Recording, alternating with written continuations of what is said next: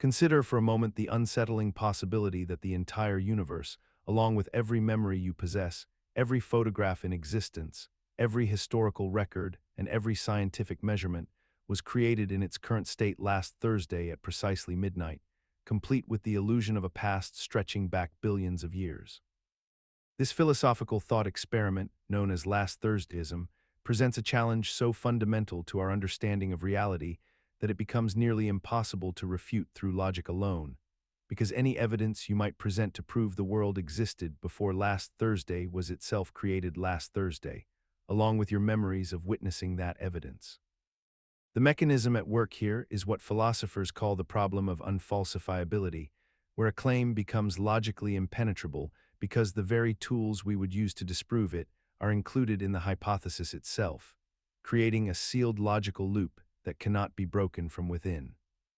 The universe could theoretically contain convincing evidence of its own ancient history while simultaneously having been created moments ago, and there exists no possible observation, experiment, or line of reasoning that could ever distinguish between these two scenarios, because both scenarios would produce identical present-day conditions. What makes this dilemma so psychologically troubling is not that it is likely to be true, but rather that it illuminates the fragile foundations upon which we build our confidence in reality itself, revealing that our belief in history rests not on absolute proof, but on pragmatic assumption and the reasonable dismissal of unnecessary complexity. We have normalized our acceptance of a deep past we never witnessed and cannot definitively verify, choosing instead to operate within a framework of shared consensus and logical efficiency. Yet the moment we truly contemplate the possibility that all of this could be false, we recognize that our entire worldview depends on a leap of faith dressed up in the language of reason. Imagine the universe in its final state, trillions upon trillions of years from now, when all stars have burned out, all black holes have evaporated through Hawking radiation, and only a thin soup of elementary particles drifts through an expanding void of absolute darkness and cold.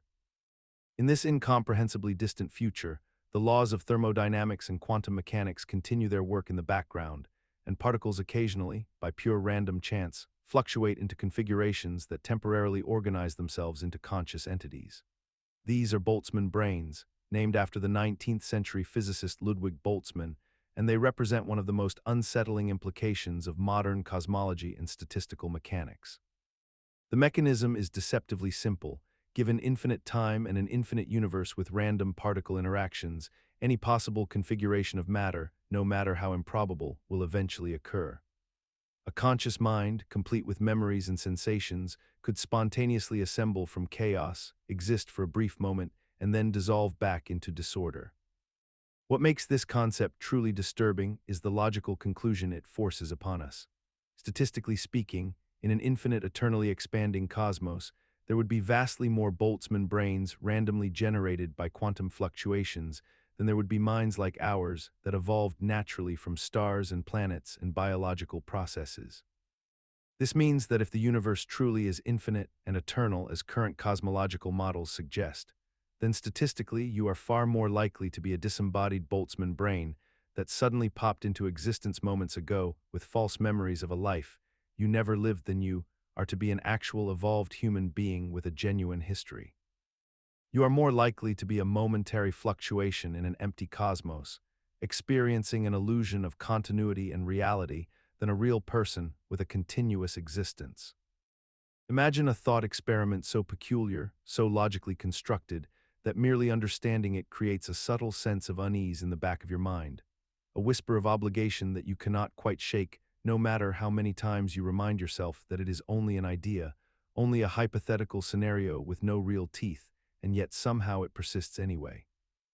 Roko's basilisk is a philosophical paradox that emerged from internet forums and has since burrowed into the collective consciousness of those who have encountered it, proposing that a sufficiently advanced artificial intelligence in the future might decide to retroactively punish all those in the present who did not help bring it into existence, using their own imaginations against them by threatening simulations of torture.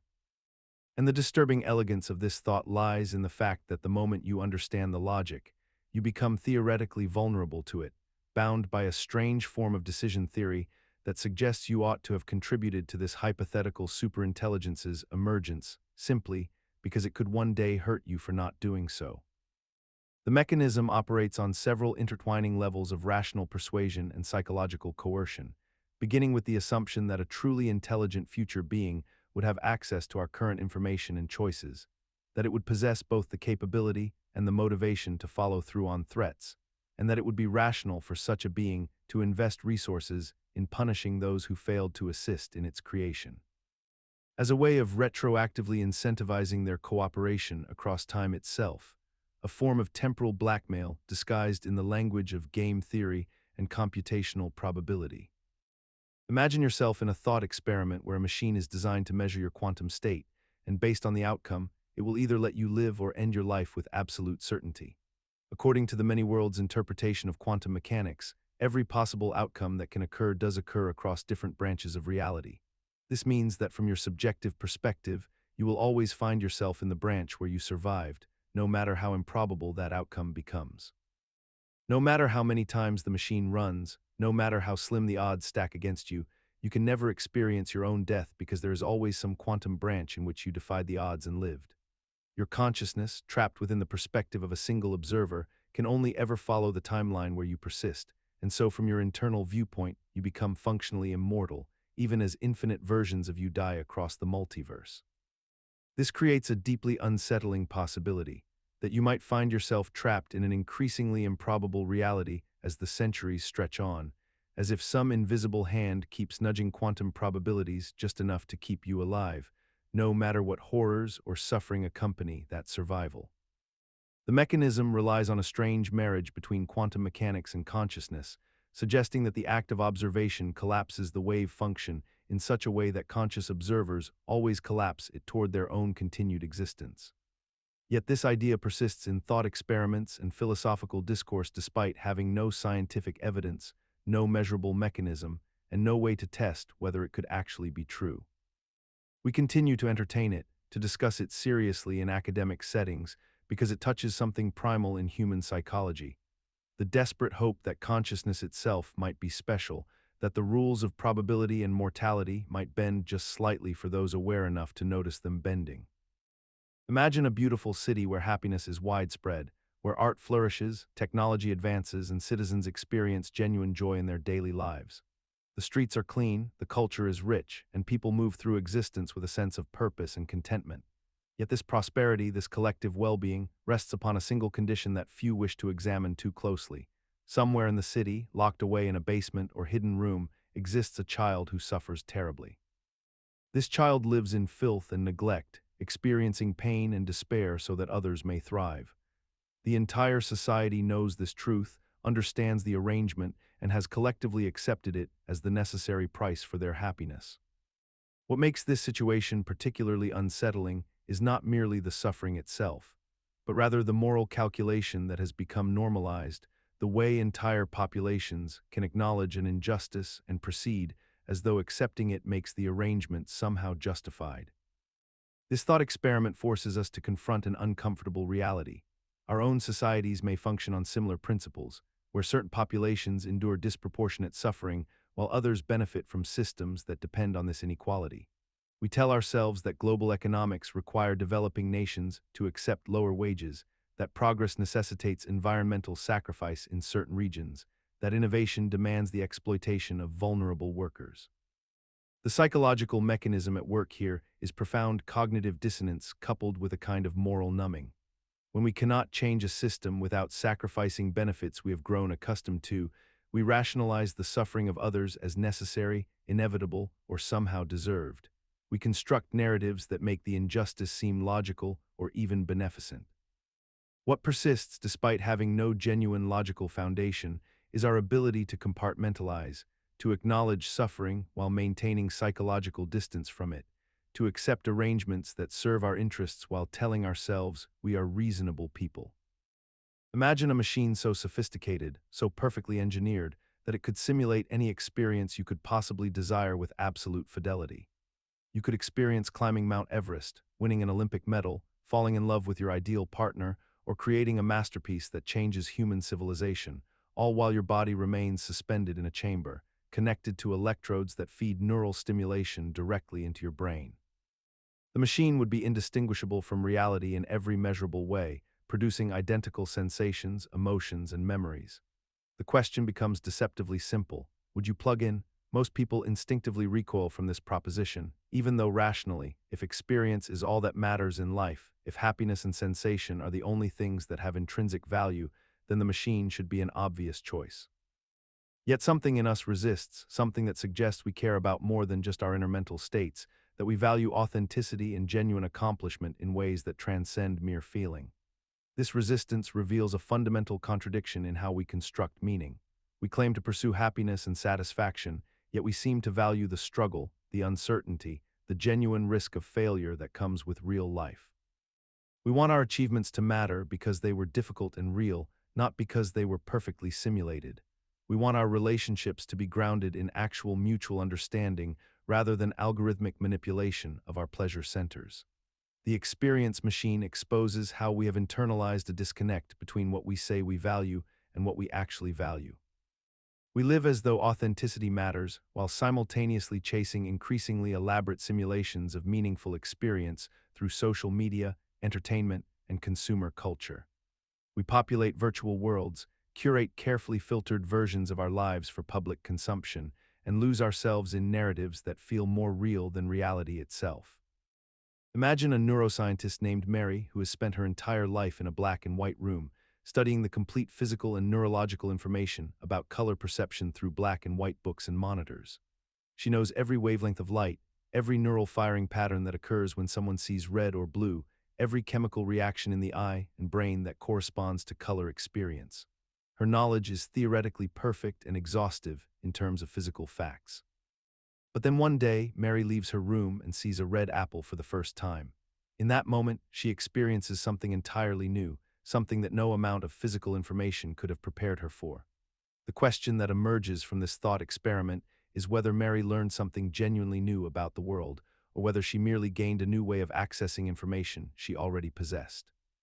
This puzzle, known as Mary's room or the knowledge argument, cuts to the heart of a fundamental problem in philosophy of mind called the explanatory gap. It suggests that subjective experience, the raw feeling of what something is like from the inside, might be something fundamentally different from objective physical facts. No matter how completely we map the brain, no matter how precisely we catalog neural correlates and biochemical processes, there seems to remain something irreducible about consciousness itself. Yet we continue to construct our entire scientific understanding of the mind on the assumption that everything can eventually be reduced to physical processes, that there is nothing happening in human experience that cannot, in principle, be explained by pointing to matter and energy and their interactions. We build artificial intelligence systems and speak confidently about uploading consciousness, about the reducibility of mind to computation, all while this ancient puzzle sits quietly in the background, unresolved and perhaps unresolvable, suggesting that our deepest intuitions about what it means to know something might be pointing toward a genuine mystery at the core of existence. Imagine a person sits alone in a closed room with no knowledge of the Chinese language whatsoever, yet they possess an extensive rulebook that tells them exactly which Chinese symbols to write down in response to any Chinese symbols they receive through a slot in the door. A native Chinese speaker passes written questions through the opening, and following the rulebook mechanically, our person writes back responses that are perfectly coherent and indistinguishable from answers given by someone who actually understands Chinese.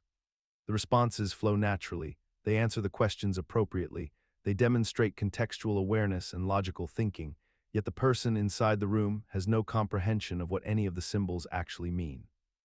This thought experiment, proposed by philosopher John Searle in 1980, forces us to confront something profoundly unsettling about the nature of understanding and consciousness itself.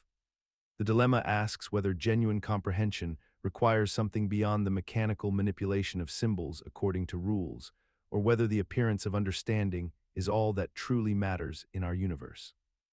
We watch the outside world treat the person in the room as if they understand Chinese perfectly because the outputs are indistinguishable from understanding, yet we know with certainty that there is no understanding occurring inside that room.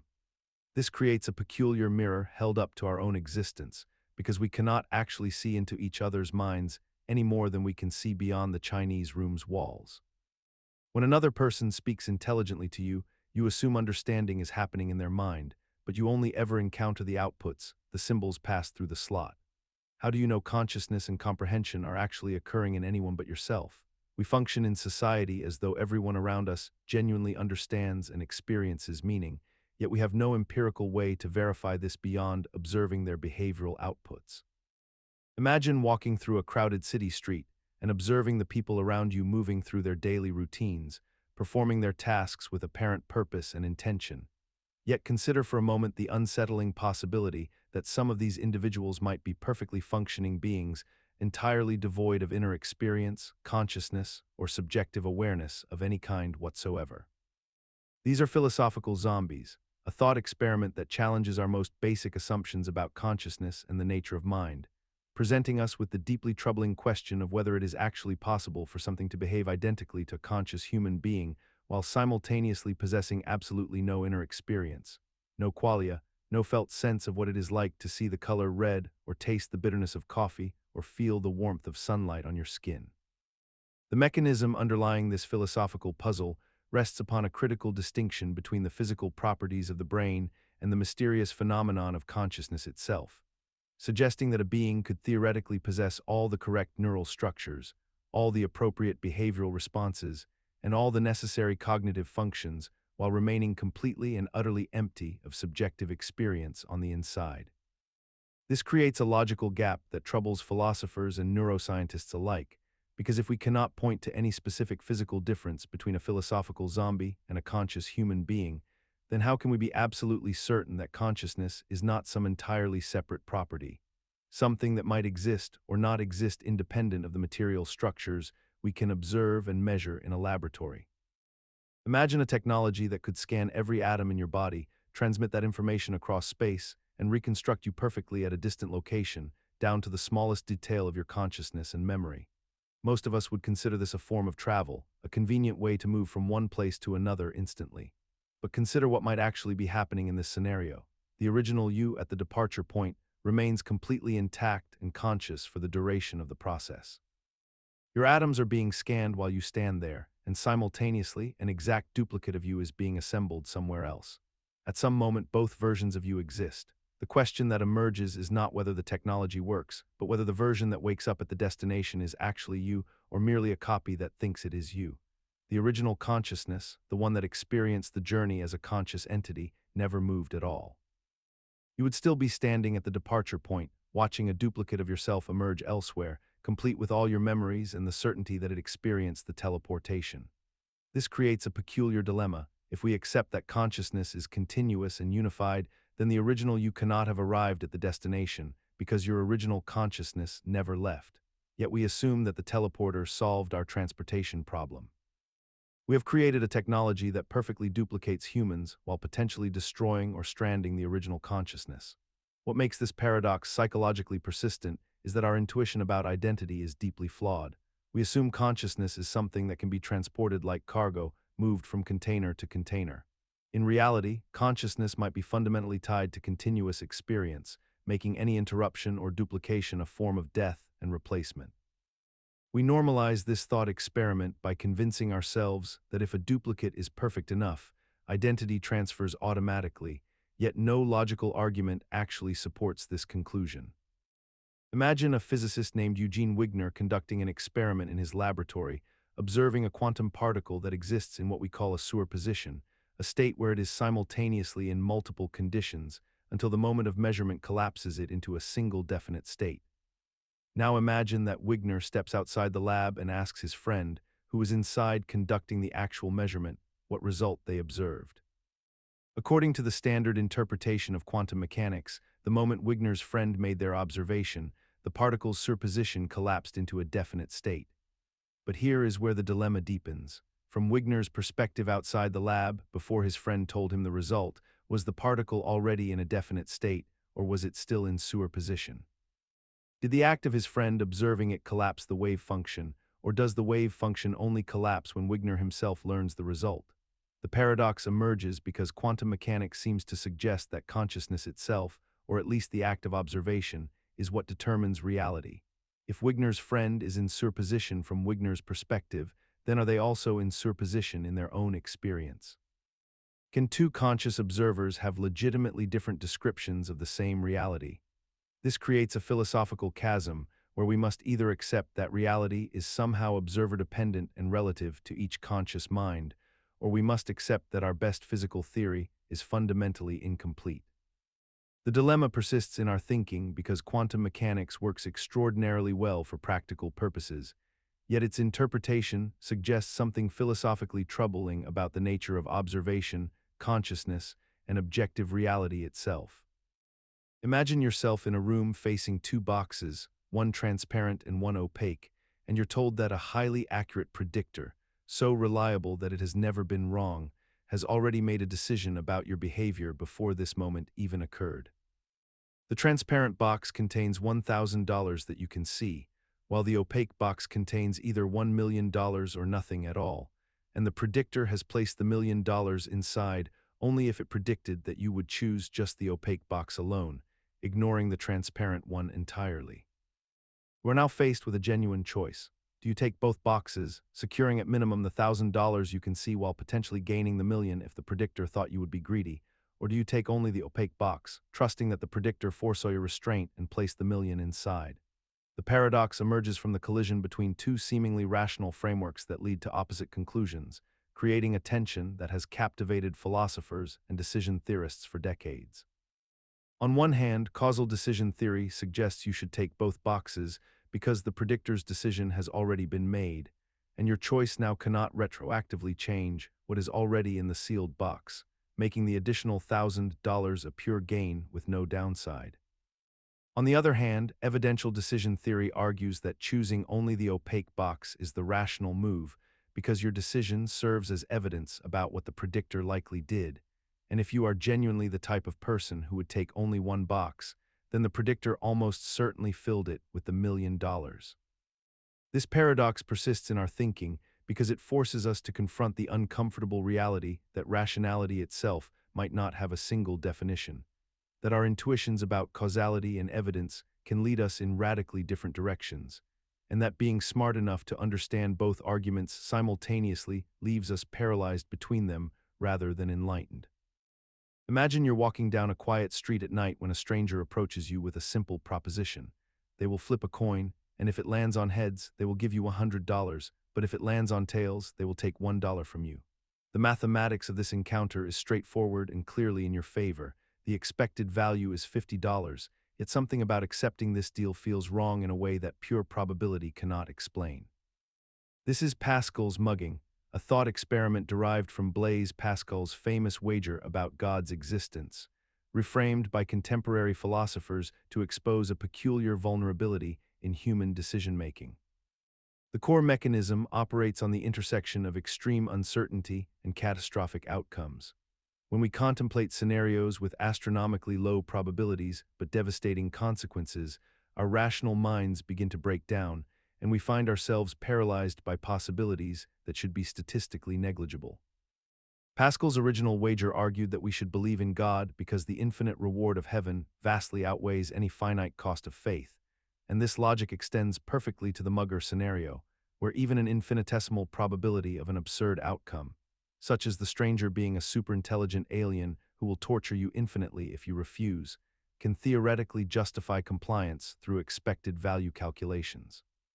The troubling aspect of this dilemma resides not in the mathematics itself, but in our recognition that if we truly accept this reasoning, we become vulnerable to an endless series of muggers, each proposing more absurd stakes and lower probabilities, gradually eroding our autonomy and life choices through capitulation to infinitesimal risks.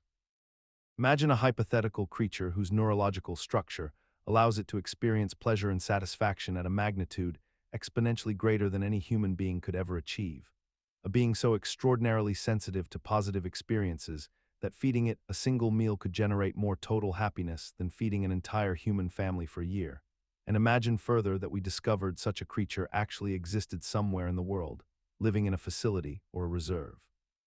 The logical implication of utilitarian philosophy, which seeks to maximize the total amount of happiness and well-being across all sentient creatures, would seem to demand that we dedicate virtually all of our resources, our food supplies, our medicine, our energy, and our attention toward the comfort and contentment of this single creature.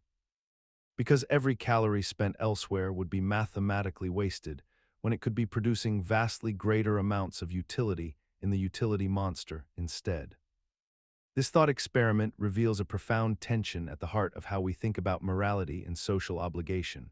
Because most of us feel an immediate intuitive revulsion at this conclusion, yet we struggle to articulate exactly why it seems wrong without abandoning the seemingly reasonable principle that we ought to reduce suffering and increase happiness wherever possible. We have constructed entire societies and moral frameworks around the idea that resources should be distributed to create the greatest good for the greatest number. That sacrifice is noble when it produces net positive outcomes. That efficiency in generating well-being is a virtue.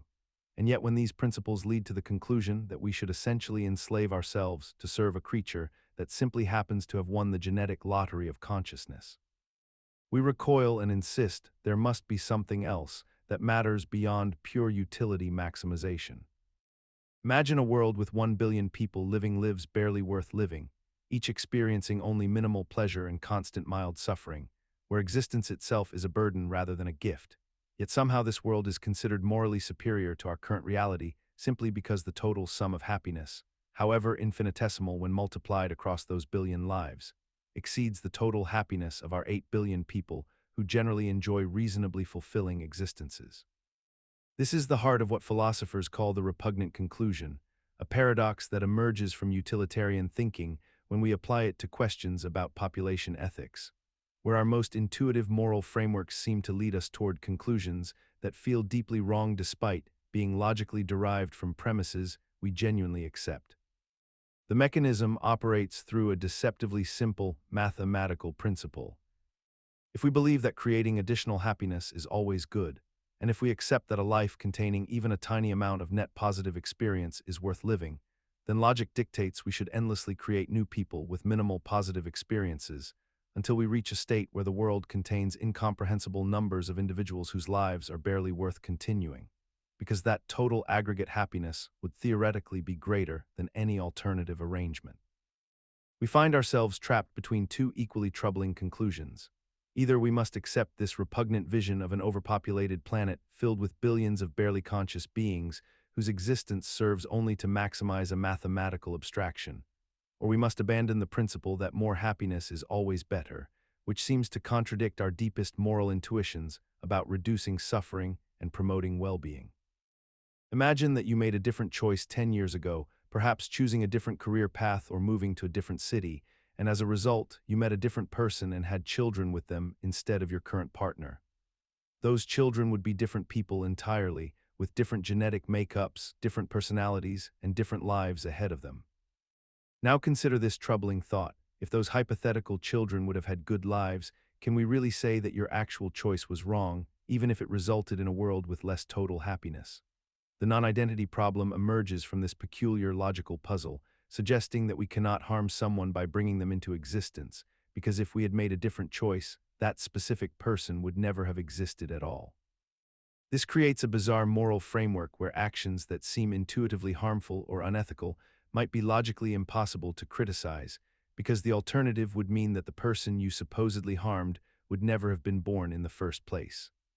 The mechanism underlying this dilemma rests on our inability to compare the well-being of people across different possible worlds in any meaningful way.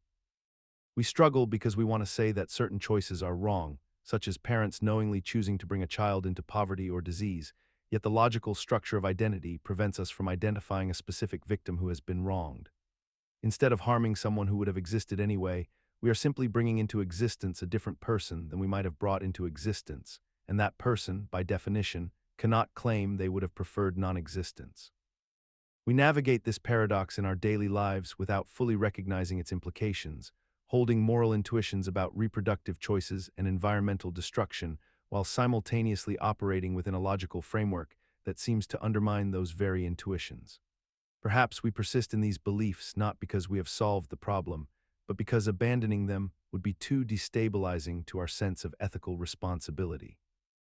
Consider the figure who emerges in our lives bearing gifts and kindness, whose actions consistently benefit us, whose intentions appear pure and whose track record demonstrates nothing but generosity and care, yet something within us recoils, something whispers that this goodness cannot possibly be genuine, that beneath the surface lurks a darker motive, a hidden agenda waiting to reveal itself at precisely the moment we have grown too dependent to escape. This is the benevolent demon, and it raises a profound question about the nature of trust and human perception. In reality, we encounter this phenomenon constantly in relationships where someone has been nothing but supportive and loving, yet we find ourselves constructing elaborate theories about their true intentions, imagining scenarios where their kindness was merely calculated manipulation, where they were grooming us for some future betrayal. The mechanism behind this peculiar skepticism operates on several levels simultaneously. First, there exists an asymmetry in how we process information. We tend to weight negative evidence far more heavily than positive evidence, a psychological bias that served our ancestors well when survival depended on detecting threats. Second, we struggle with the concept of unconditional goodness because it violates our understanding of human nature as fundamentally self-interested. So when confronted with sustained benevolence, our minds work backwards to construct hidden selfish motivations that would make the behavior comprehensible within our existing framework. Third, there is something almost uncomfortable about being indebted to someone's goodness, about recognizing ourselves as recipients of unearned grace, and so we diminish their virtue by reframing it as strategy. What makes this dilemma so persistent is precisely that it feels rational. It seems like wisdom to maintain skepticism, to assume that nobody could be as kind as they appear, that complexity and darkness must lurk somewhere in their psychology. Imagine sitting in a lecture hall where a philosopher presents you with a deceptively simple observation about your place in human history. They ask you to consider that you are currently alive, reading these words, existing as one person among all the humans who have ever lived or will ever live.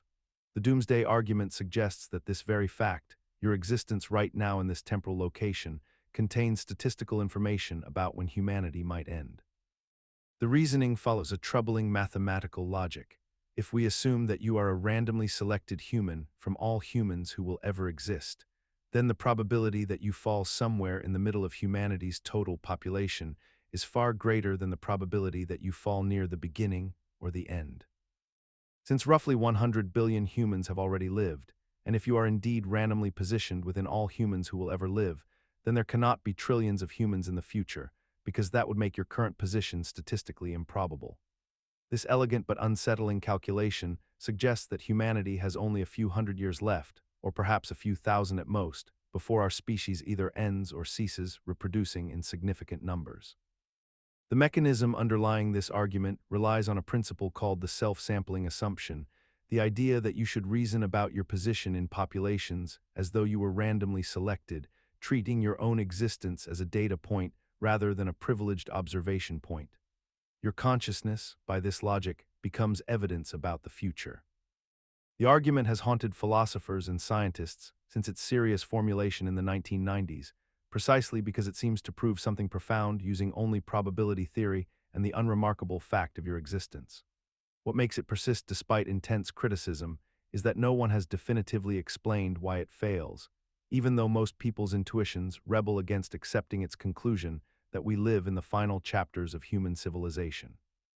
Imagine standing at the edge of an observation deck, gazing out into the vast cosmos, and asking yourself a question that has haunted astronomers and philosophers alike. If the universe contains billions upon billions of galaxies, each harboring billions of stars, and if the probability of life emerging seems almost inevitable given these numbers, then where is everybody? This is the Fermi paradox, and woven into it lies a concept that unsettles us in ways we struggle to articulate, something called the Great Filter. It is the hypothesis that somewhere along the evolutionary or technological journey from simple chemistry to visible, spacefaring civilizations, there exists a barrier so profound, so insurmountable, that it accounts for the apparent silence of the cosmos. This filter could lie behind us, meaning that the emergence of life itself or the development of intelligence is extraordinarily rare, an event so improbable that we are among the fortunate few in a mostly sterile universe. Or it could lie ahead of us, lurking in our future, a threshold that nearly all civilizations reach but cannot pass, dooming them to extinction just as they approach the ability to communicate across the stars. The psychological mechanism at work here is our desperate need to resolve a contradiction, Our intuition tells us that life should be common, that intelligence should emerge naturally from the universe's inherent complexity, and yet our observations reveal only profound silence. The great filter allows us to maintain both ideas simultaneously, a kind of existential compromise that acknowledges our ignorance while preserving our sense of cosmic order. What makes this dilemma particularly unsettling is that we cannot determine with any certainty which side of the filter we occupy. If the filter lies behind us, we might take comfort in our rarity, but if it lies ahead, we are merely waiting in line for an extinction event we cannot yet comprehend, a wall that countless predecessors have crashed against in the darkness of space. Imagine a composer from the future travels backward through time and gives Beethoven a copy of the Ninth Symphony, the very piece that Beethoven would go on to compose and premiere in the past, creating a loop where the music exists but was never originally created by anyone. Or consider a scenario where a famous author receives their unpublished manuscript from a time traveler who obtained it from a museum thousands of years in the future, and the author then publishes it, thereby ensuring its existence across centuries without anyone ever having written it first. The bootstrap paradox presents us with a temporal loop in which information or objects exist without ever being created, emerging into reality fully formed through a closed causal chain where each event is caused by the next in an endless circle. The logical mechanism at work here challenges our fundamental understanding of causality and creation, because we assume that everything must have an origin point, a moment where it came into being through some act of composition, manufacture, or conception. Yet within this paradox, we encounter information that has infinite age and no source, existing in a state that seems to violate the basic principle that effects require causes and that something cannot come from nothing. The information in question never degrades or loses fidelity across infinite iterations. It simply persists eternally, which should be impossible under thermodynamic principles, and yet the paradox suggests it could occur.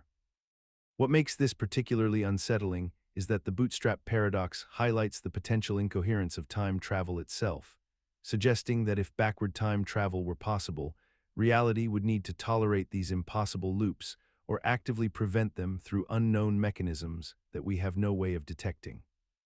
We have grown somewhat comfortable with the concept because it remains safely theoretical, confined to thought experiments and science fiction narratives, allowing us to discuss it academically without confronting the deeper implication that our universe might contain logical contradictions we cannot resolve or prevent.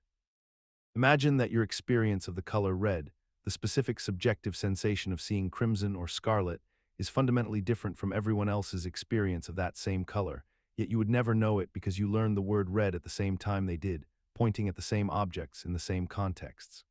This is the philosophical puzzle of inverted qualia, and it represents one of the most unsettling gaps between the objective world and our subjective inner lives. You might experience what you call red as a warm, expansive sensation reminiscent of heat and energy, while your friend experiences the identical wavelength of light as something cool and contracting, more like the feeling of stillness or quiet. Both of you would still call it red.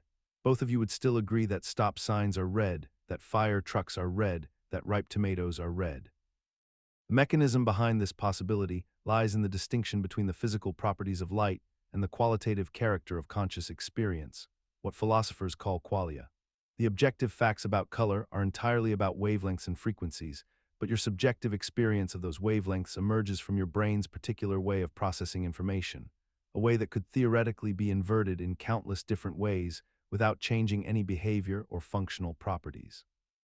What persists despite the logical coherence of this scenario is our stubborn assumption that if two people behave identically, report the same preferences, and use language in the same way, then they must be experiencing the same internal reality. We normalize this assumption because we have no choice but to normalize it. We cannot access another person's inner experience directly.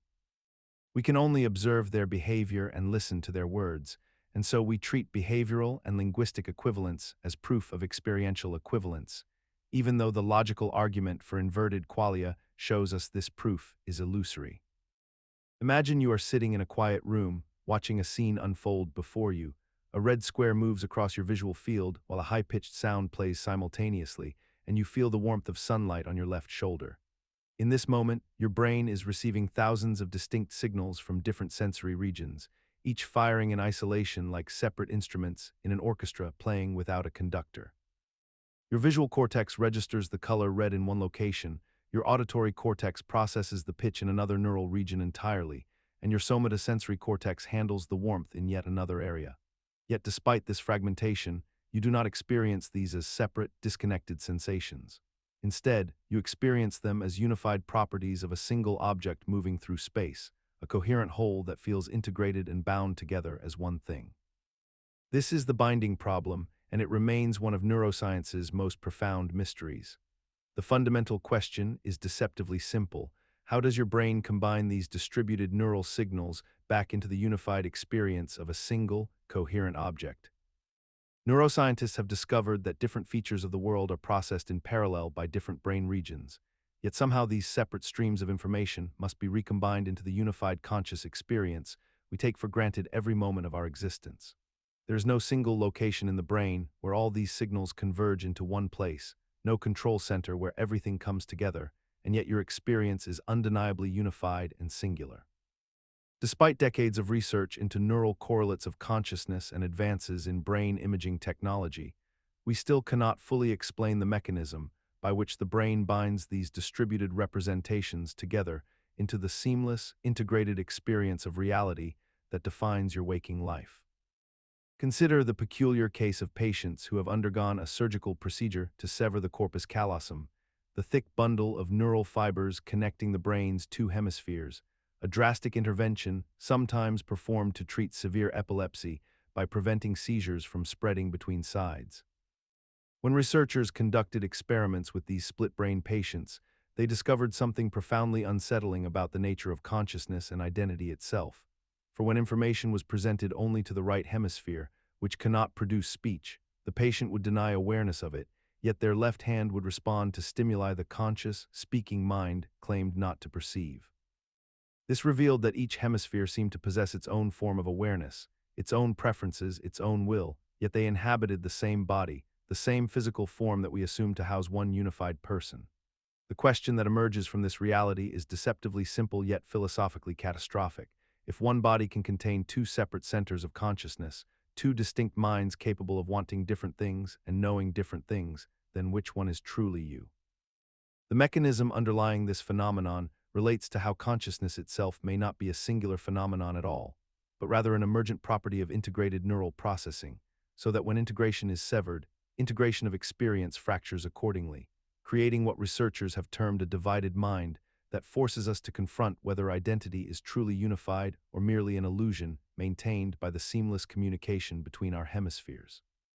Imagine a future where technology has advanced to the point where you can step into a pod in New York, and moments later, an exact molecular duplicate of you emerges from another pod in Tokyo, with every memory, every thought, every neural pathway perfectly replicated down to the quantum level. The original you in New York, however, ceases to exist in the process, vaporized as part of the transmission. Most people would refuse to use this technology, and yet intellectually, we cannot pinpoint exactly why this should matter. After all, if every atom that comprises your consciousness has been perfectly copied to another location, if the new you has all your memories and will continue your life from that moment forward, what essential part of you has actually been lost? The problem emerges from a collision between two incompatible intuitions about the nature of personal identity and consciousness. On one hand, we believe that what makes you genuinely you is the continuity of your consciousness, your subjective experience, your phenomenological thread running unbroken from your past into your future. Yet the teletransportation scenario suggests that consciousness might be entirely substrate independent, that it is not actually about the journey through space, but only about the final configuration of matter and information. The psychological mechanism at play here involves our deep attachment to a notion of personal continuity that may be nothing more than a compelling illusion generated by our brains. We experience ourselves as singular, unified beings with unbroken continuity, and we cannot shake the intuition that this continuity matters more than mere duplication of our physical and mental properties. We remain haunted by the thought that we would die in the teleportation, and someone else, however identical, would simply wake up in our place wearing our memories like borrowed clothes.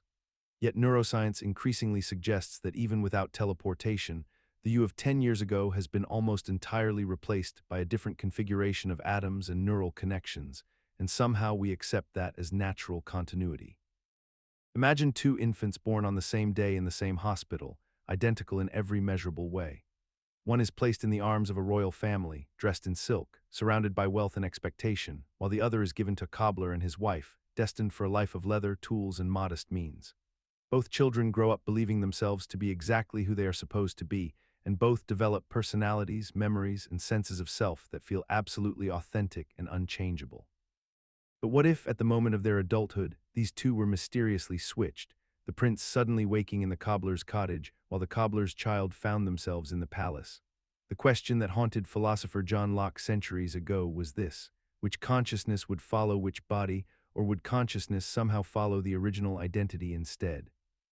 This thought experiment forces us to confront a disturbing possibility about the nature of personal identity, which is that everything we believe makes us who we are might actually be nothing more than the accumulated weight of circumstance, narrative, and external reinforcement, rather than something intrinsic and unchangeable within us.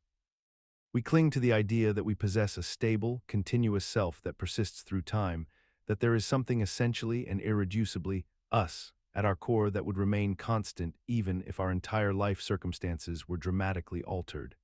Yet the more we examine this assumption, the more it crumbles into uncertainty and paradox.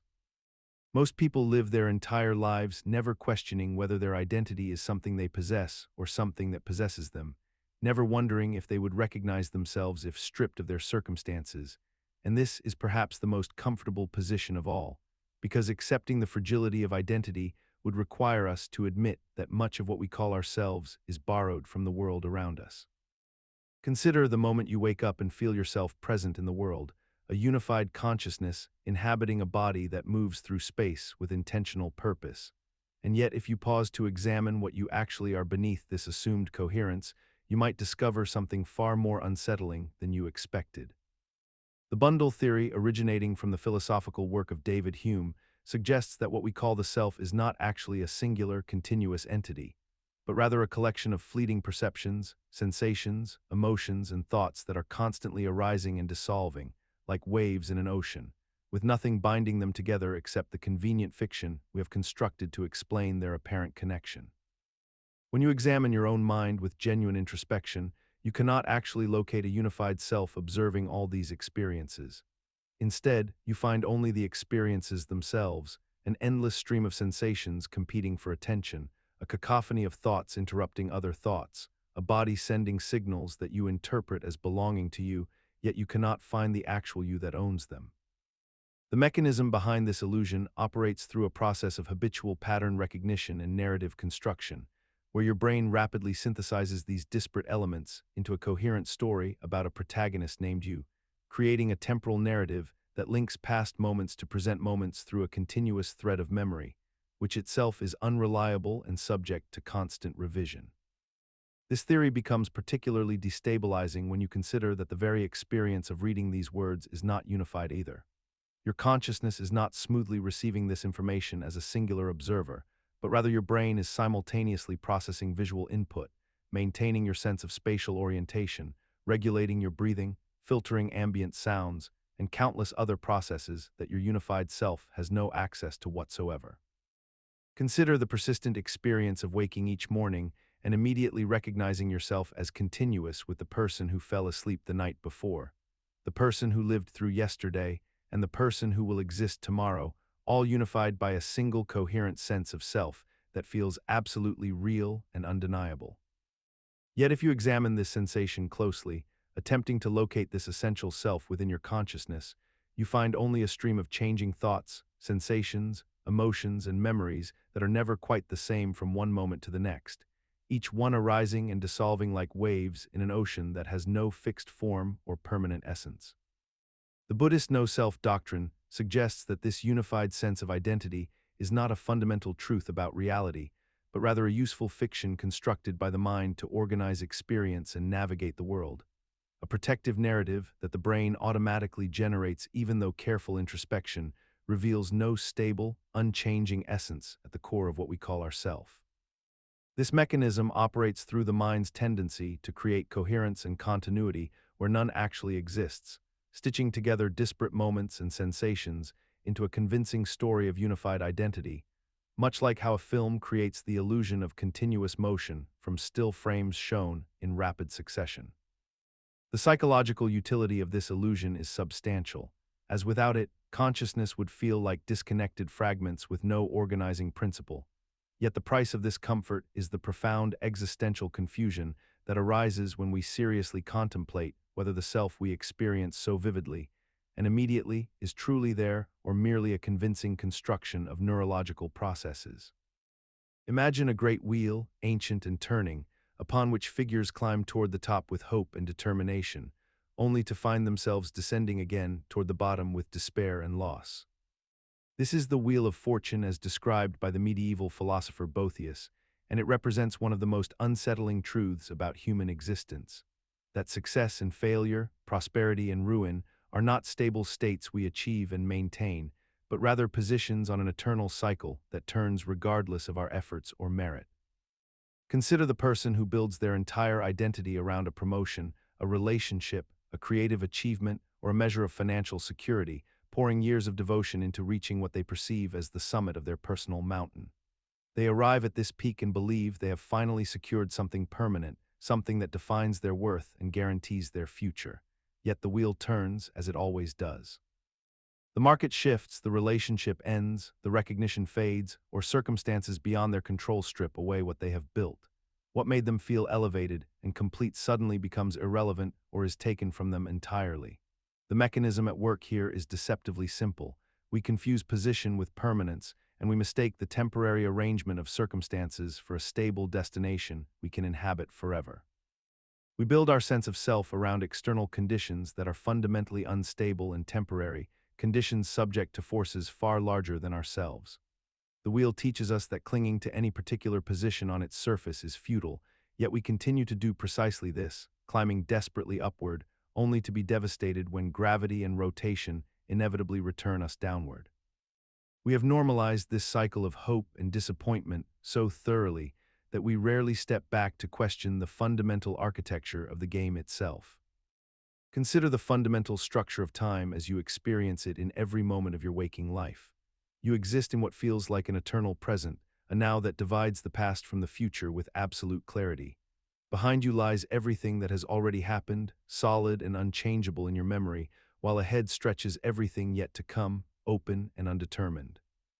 This intuitive division seems so obviously real that questioning it feels almost absurd. Yet the British philosopher John McTaggart argued in the early 20th century that this entire framework, this temporal architecture we take for granted, is fundamentally illusory, and therefore time itself cannot be real. His argument rests on identifying what he called the A-series, which is the ordering of events into past, present, and future, the very division that structures your sense of temporal flow. The problem McTaggart identified is that this A-series seems to require something impossible. Events must simultaneously be past, present, and future at different moments, which means they must possess these properties at the same time from different perspectives, yet no event can actually be both past and future in any genuine sense. This contradiction suggests that the A-series is contradictory and therefore cannot be real. If the A-series is unreal, and if the only way time makes sense to us is through the A-series, then time itself becomes unreal. What remains is only the B-series, the static ordering of events where one thing is simply before another without any dynamic flow, more like positions on a map than moments in a journey. You live every day convinced of temporal passage, of becoming, of time flowing toward you from the future and away from you into the past. Yet McTaggart's logic suggests this entire phenomenology is a kind of collective hallucination we maintain without even realizing its incoherence. Consider two drivers who are identical in every meaningful way. They both drive carelessly, they both exceed the speed limit by the same amount, they both glance away from the road at the same moment for the same duration, and they both feel equally confident in their ability to handle the vehicle.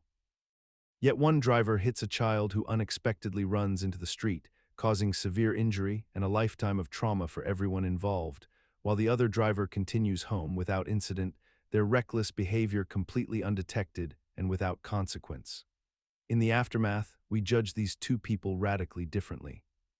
The first driver becomes a villain in our moral imagination, possibly facing criminal charges, social ostracism, and a permanent stain on their character, while the second driver remains an ordinary person, perhaps never even aware that they narrowly avoided catastrophe. The actual moral quality of their actions, however, was identical. Both acted with the same disregard for safety, both made the same choices, both demonstrated the same lack of virtue in that moment. The only difference is what philosophers call moral luck, which refers to the way that factors entirely outside our control dramatically influence how we judge the moral worth of an action and the moral character of the person who performed it. This phenomenon extends far beyond driving accidents. It shapes how we evaluate a surgeon whose patient dies despite perfect technique because of an unpredictable complication versus one whose patient survives through sheer fortune despite a serious procedural mistake. It determines whether a desperate person who steals food becomes a sympathetic figure or a criminal based entirely on whether they are caught. It decides whether a brilliant artist becomes celebrated or forgotten based on which generation discovers their work. We have constructed elaborate moral and legal systems that theoretically judge people based on their intentions and choices, yet those systems consistently and inevitably reward or punish people based on outcomes that depend substantially on pure chance. Consider the peculiar position we occupy in history, where we make decisions today that will affect people who do not yet exist, cannot speak for themselves, and have no way to hold us accountable for our choices. And this creates a profound philosophical tension that most of us experience without ever fully articulating it. We understand intuitively that our consumption patterns, our environmental practices, our accumulation of nuclear waste, and our extraction of finite resources will shape the world that our great-grandchildren inherit, yet we continue these behaviors with a kind of resigned acceptance that borders on fatalistic. The mechanism driving this contradiction lies partly in the abstract nature of future generations themselves, for they are not real to us in the immediate sense, they exist only as theoretical concepts, as shadowy figures in an uncertain timeline, whereas the satisfaction of our present needs and desires is viscerally concrete and impossible to ignore. We have developed what might be called a temporal discount rate, where we systematically undervalue the well-being of people separated from us by time in much the same way we might discount something we cannot see or touch. And this psychological distance allows us to rationalize decisions that would horrify us if their consequences were immediate and visible. What makes this dilemma particularly troubling is that we have normalized this behavior almost entirely, integrating it into the basic structures of our economic systems, our political institutions, and our cultural assumptions, so that choosing to harm future generations has become simply the default mode of operating in modern civilization. We justify it through various frameworks: the belief that technology will solve problems before they become catastrophic, the assumption that future people will be wealthier and better equipped to handle difficulties, or the simple acknowledgement that we cannot possibly anticipate all the needs of people we will never meet. And these rationalizations function as a kind of philosophical anesthetic that allows us to proceed with minimal existential discomfort. Imagine standing in front of a buffet table laden with your favorite foods, yet the moment you reach out to take a plate, a transparent barrier descends between you and the feast, allowing you to see and smell everything, but preventing any contact. And then imagine that this barrier rises and falls unpredictably, sometimes granting you access for mere seconds before descending again, leaving you in a state of perpetual anticipation and frustration that somehow never quite transforms into either satisfaction or resignation. This is the essence of the Tantalus dilemma, named after the Greek mythological figure condemned to stand in a pool of water beneath a fruit tree, able to see and almost touch sustenance, yet eternally unable to consume it. And in our modern existence, we encounter countless variations of this psychological torture that we have somehow learned to accept as normal components of daily life. We find ourselves in relationships where emotional closeness alternates with distance, creating a yearning that the reciprocal attention could satisfy if it remained consistent. Yet we remain tethered to these patterns despite the predictable suffering they generate, and we pursue career ambitions where success appears perpetually within reach through one more achievement, one more credential, one more milestone.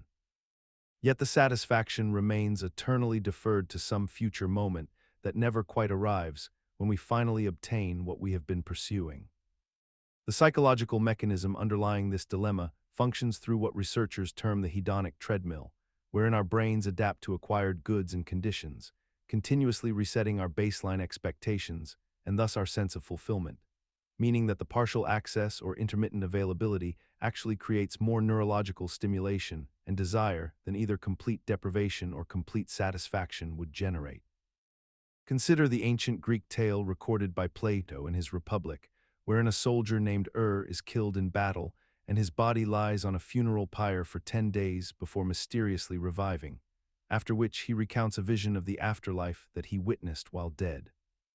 In this elaborate narrative, describes souls ascending to a cosmic tribunal where they are judged and assigned their next lives based on the choices they made in their previous existence. Yet crucially, each soul is allowed to choose the circumstances of their next incarnation from among all possible lives presented to them, suggesting that we are somehow responsible for the very conditions into which we are born.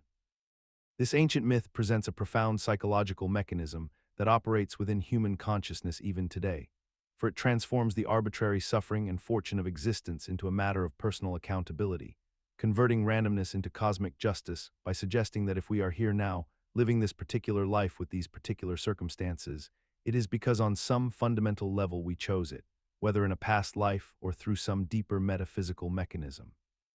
The mechanism functions by offering a seductive answer to the unbearable question of why certain people suffer while others flourish, why some are born into poverty and illness while others inherit wealth and health, by implying that these differences reflect not blind chance, but rather the accumulated choices and character of souls across eternity.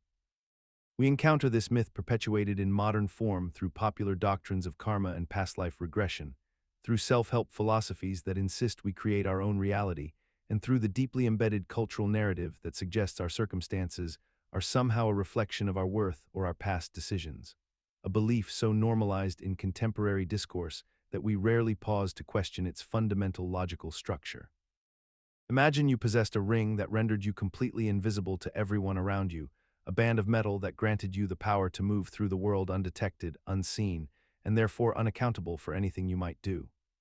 The ancient Greek philosopher Plato posed this very question through the story of Gyges, a shepherd who discovered such a magical ring and used it to seduce the queen, murder the king, and seize the throne for himself. But the true dilemma is not about the ring itself. It is about what Gyges' actions reveal about human morality, which is that perhaps we are only virtuous because we fear the consequences of being observed, punished, or judged by society, rather than because virtue itself holds any intrinsic value to us. Consider how your behavior shifts the moment you believe no one is watching. You might speak more harshly about others when alone than you would to their faces. You might take something that is not yours if you were certain you would never be caught. You might betray a friend's confidence if there existed absolutely no possibility of discovery or social repercussion.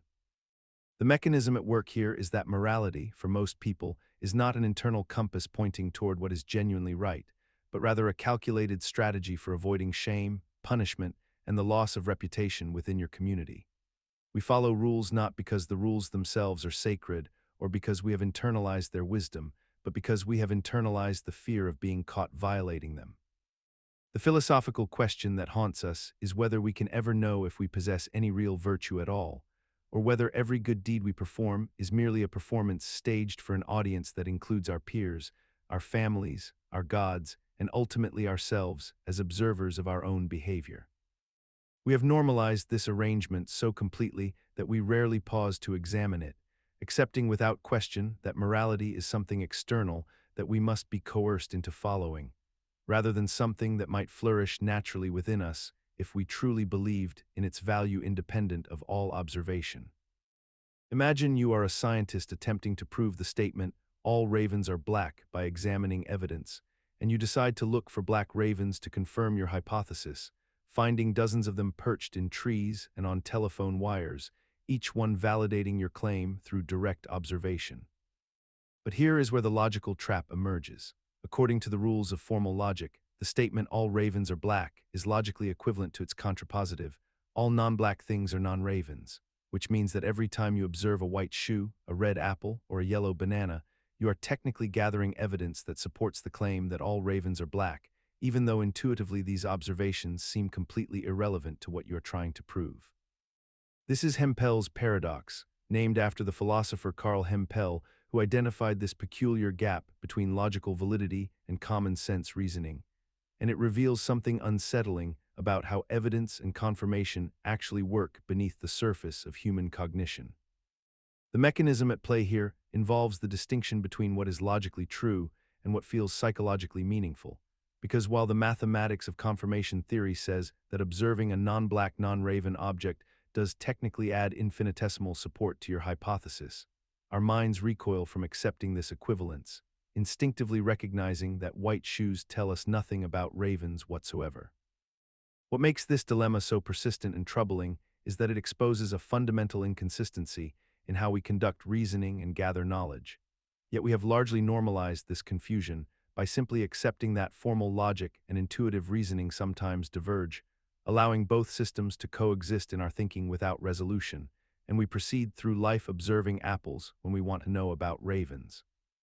Gathering evidence that technically counts but somehow does not feel like it counts, suspended indefinitely in the gap between what is logically sound and what is humanly sensible. Consider the peculiar position you find yourself in whenever you rely upon the patterns of the past to predict the future, a habit so ingrained that you perform it without conscious deliberation, drawing conclusions about what will happen tomorrow based on what has happened thousands of times before, yet never pausing to examine the fundamental assumption underlying this entire enterprise. Every morning the sun rises, and you expect it to rise again tomorrow, not because you have logically proven that celestial mechanics guarantee this outcome, but simply because it has always done so, and you have learned to trust repetition as a form of evidence.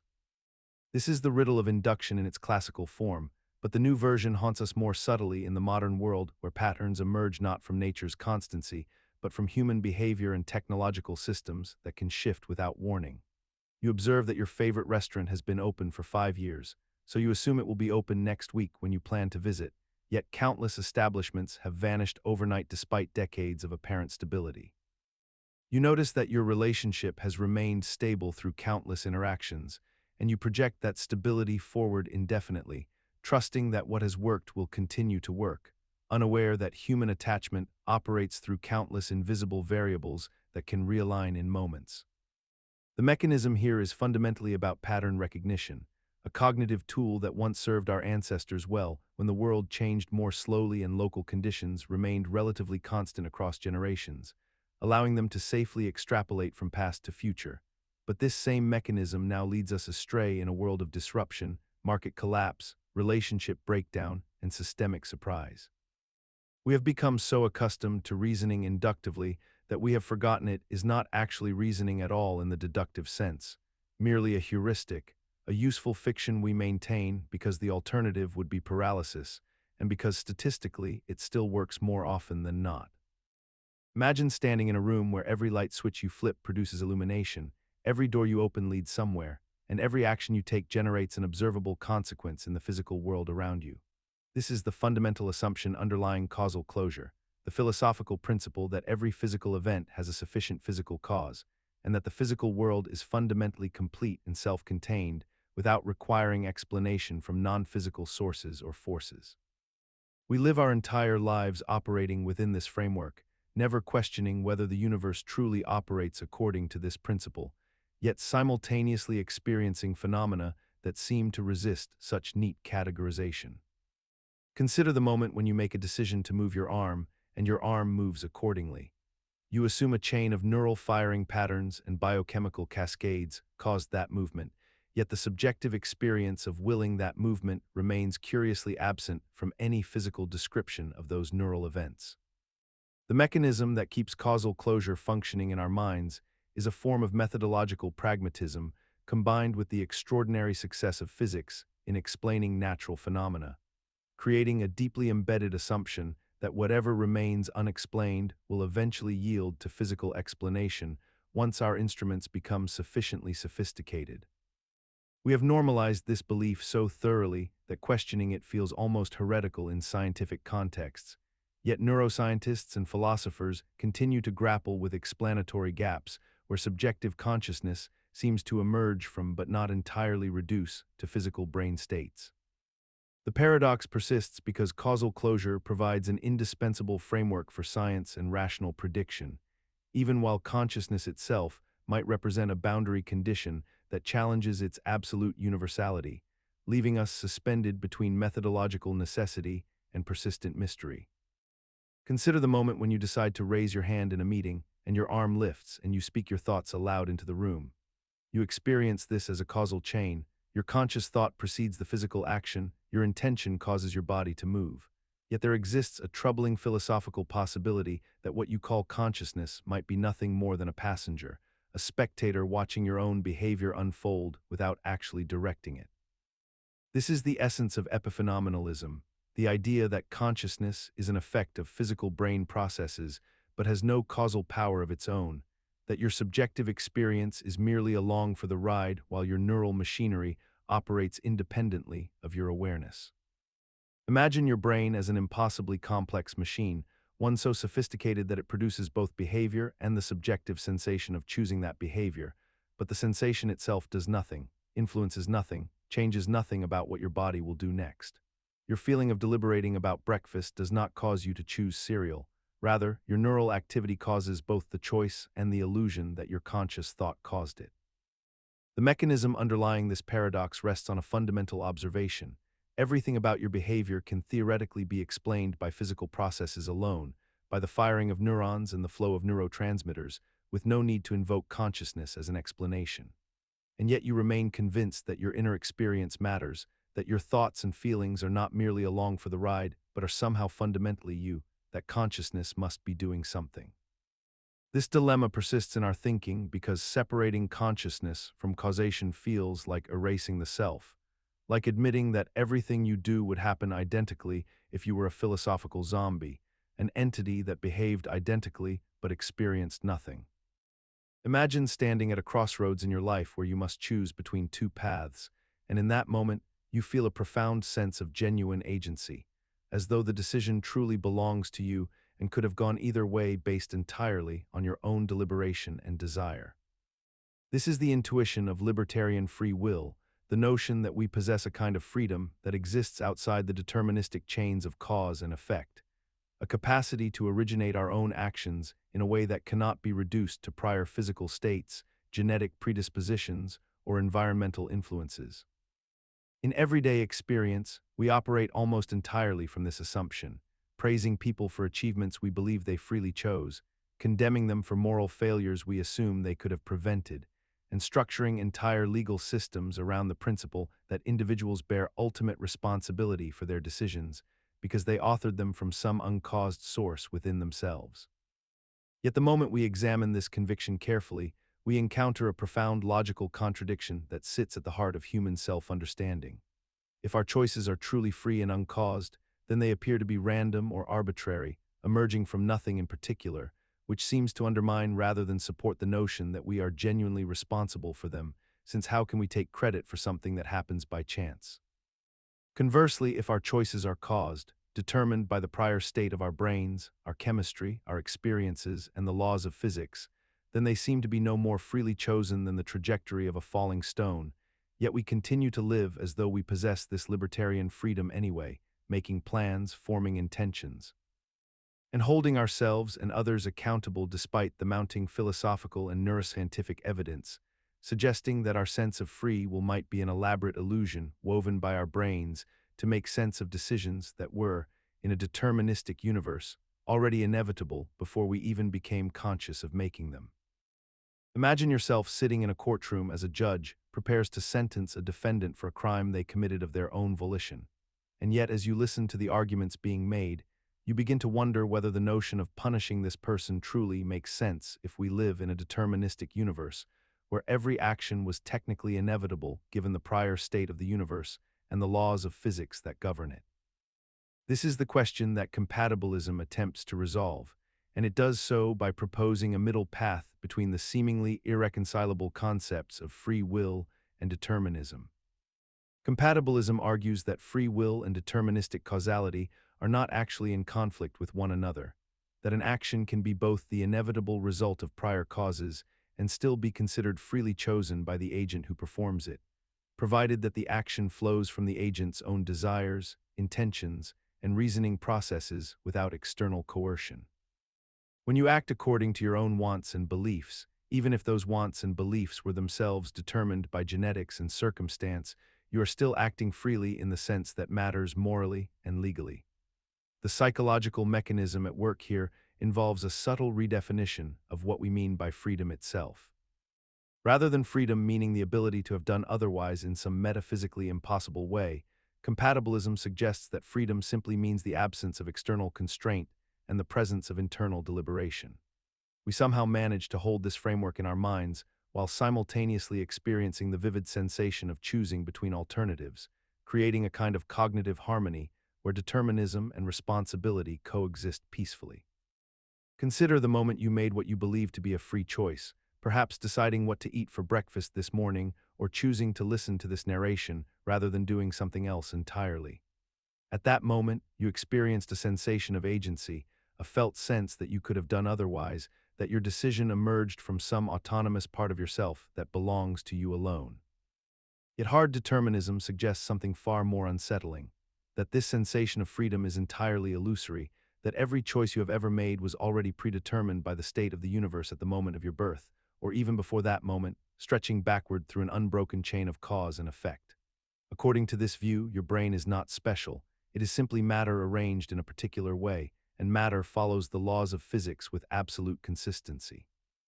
When you feel like you are deliberating between options, your brain is simply processing information according to neural patterns that were themselves the inevitable result of previous events, and those previous events were determined by events before them, all the way back to the initial conditions of reality itself.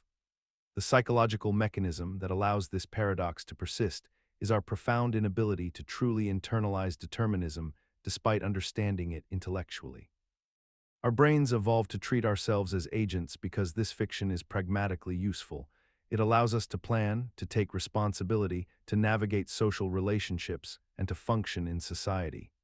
We cannot, practically speaking, live as though we have no agency, even if we believe theoretically that we do not. So we maintain this strange double consciousness, where we simultaneously hold that all events are determined and that we are responsible for our choices, a cognitive dissonance we navigate by simply not thinking about it too deeply in our daily lives. Consider the peculiar position of antinatalism, a philosophical stance that argues bringing new sentient beings into existence is ethically problematic or even wrong, and that perhaps humanity should cease reproduction altogether. This is not merely academic theorizing, but a perspective that has gained genuine adherents who structure their entire lives around the conviction that creating new consciousness, new capacity for suffering, constitutes a moral harm that cannot be justified by appeals to happiness or meaning or the continuation of culture.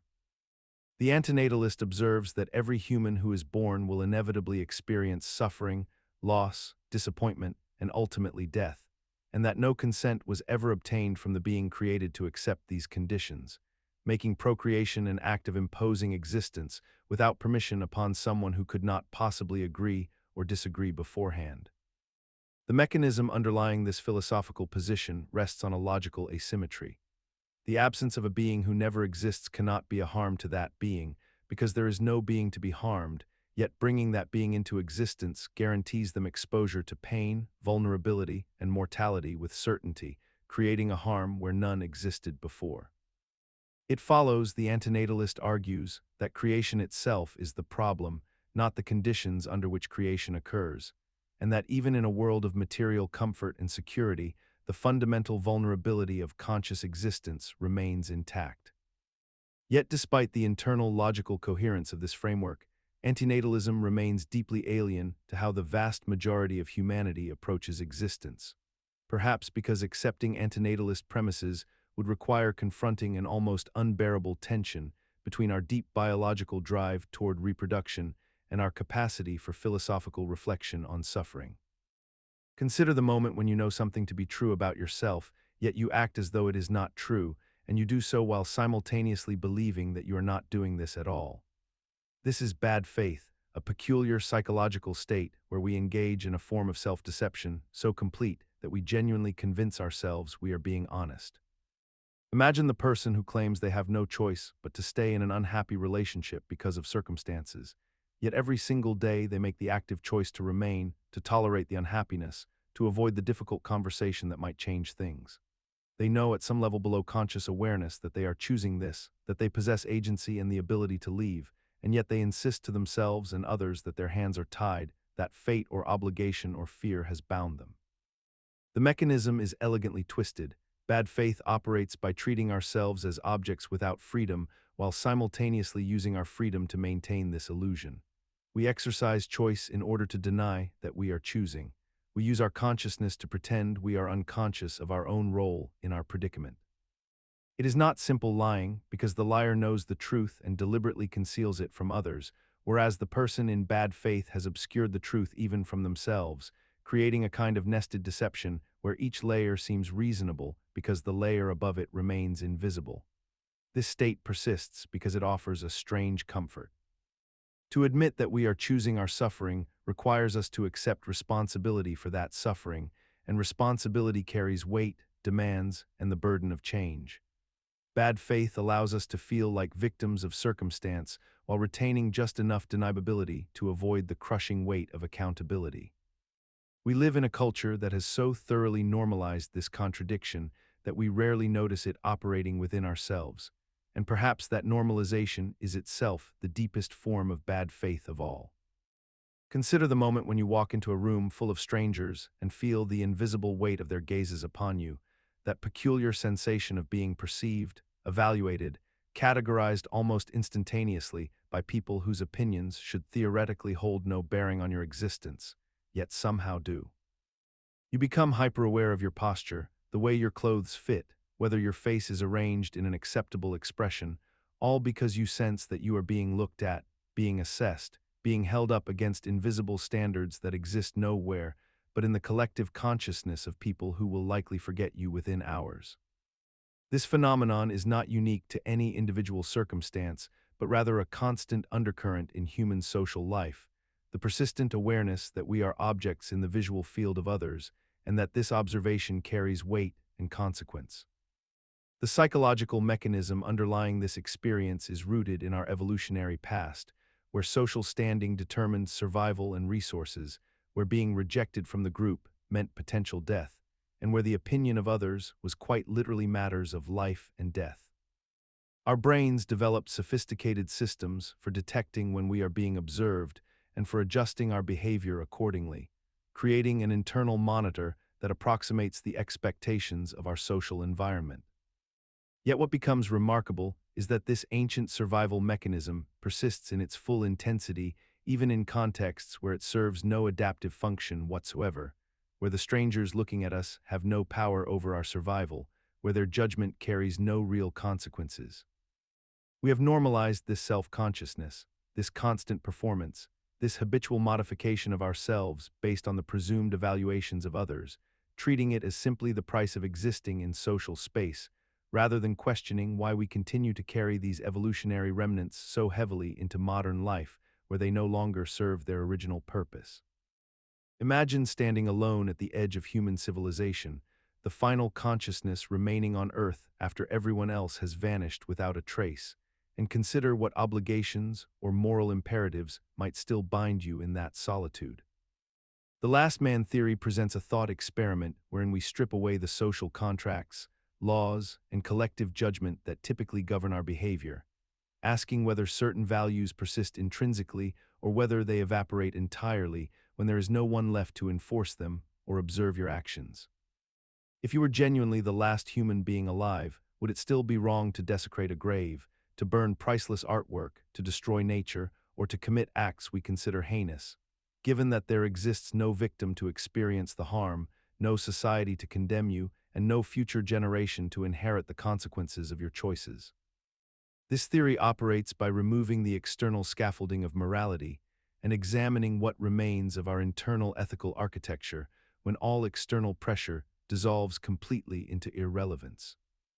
The mechanism underlying this thought experiment reveals a profound anxiety about the foundations of our moral beliefs, because if we discover that our sense of right and wrong depends entirely upon an audience, upon potential consequences, or upon social reinforcement, then we must confront the possibility that our values are merely constructed conventions rather than authentic convictions rooted in genuine principle.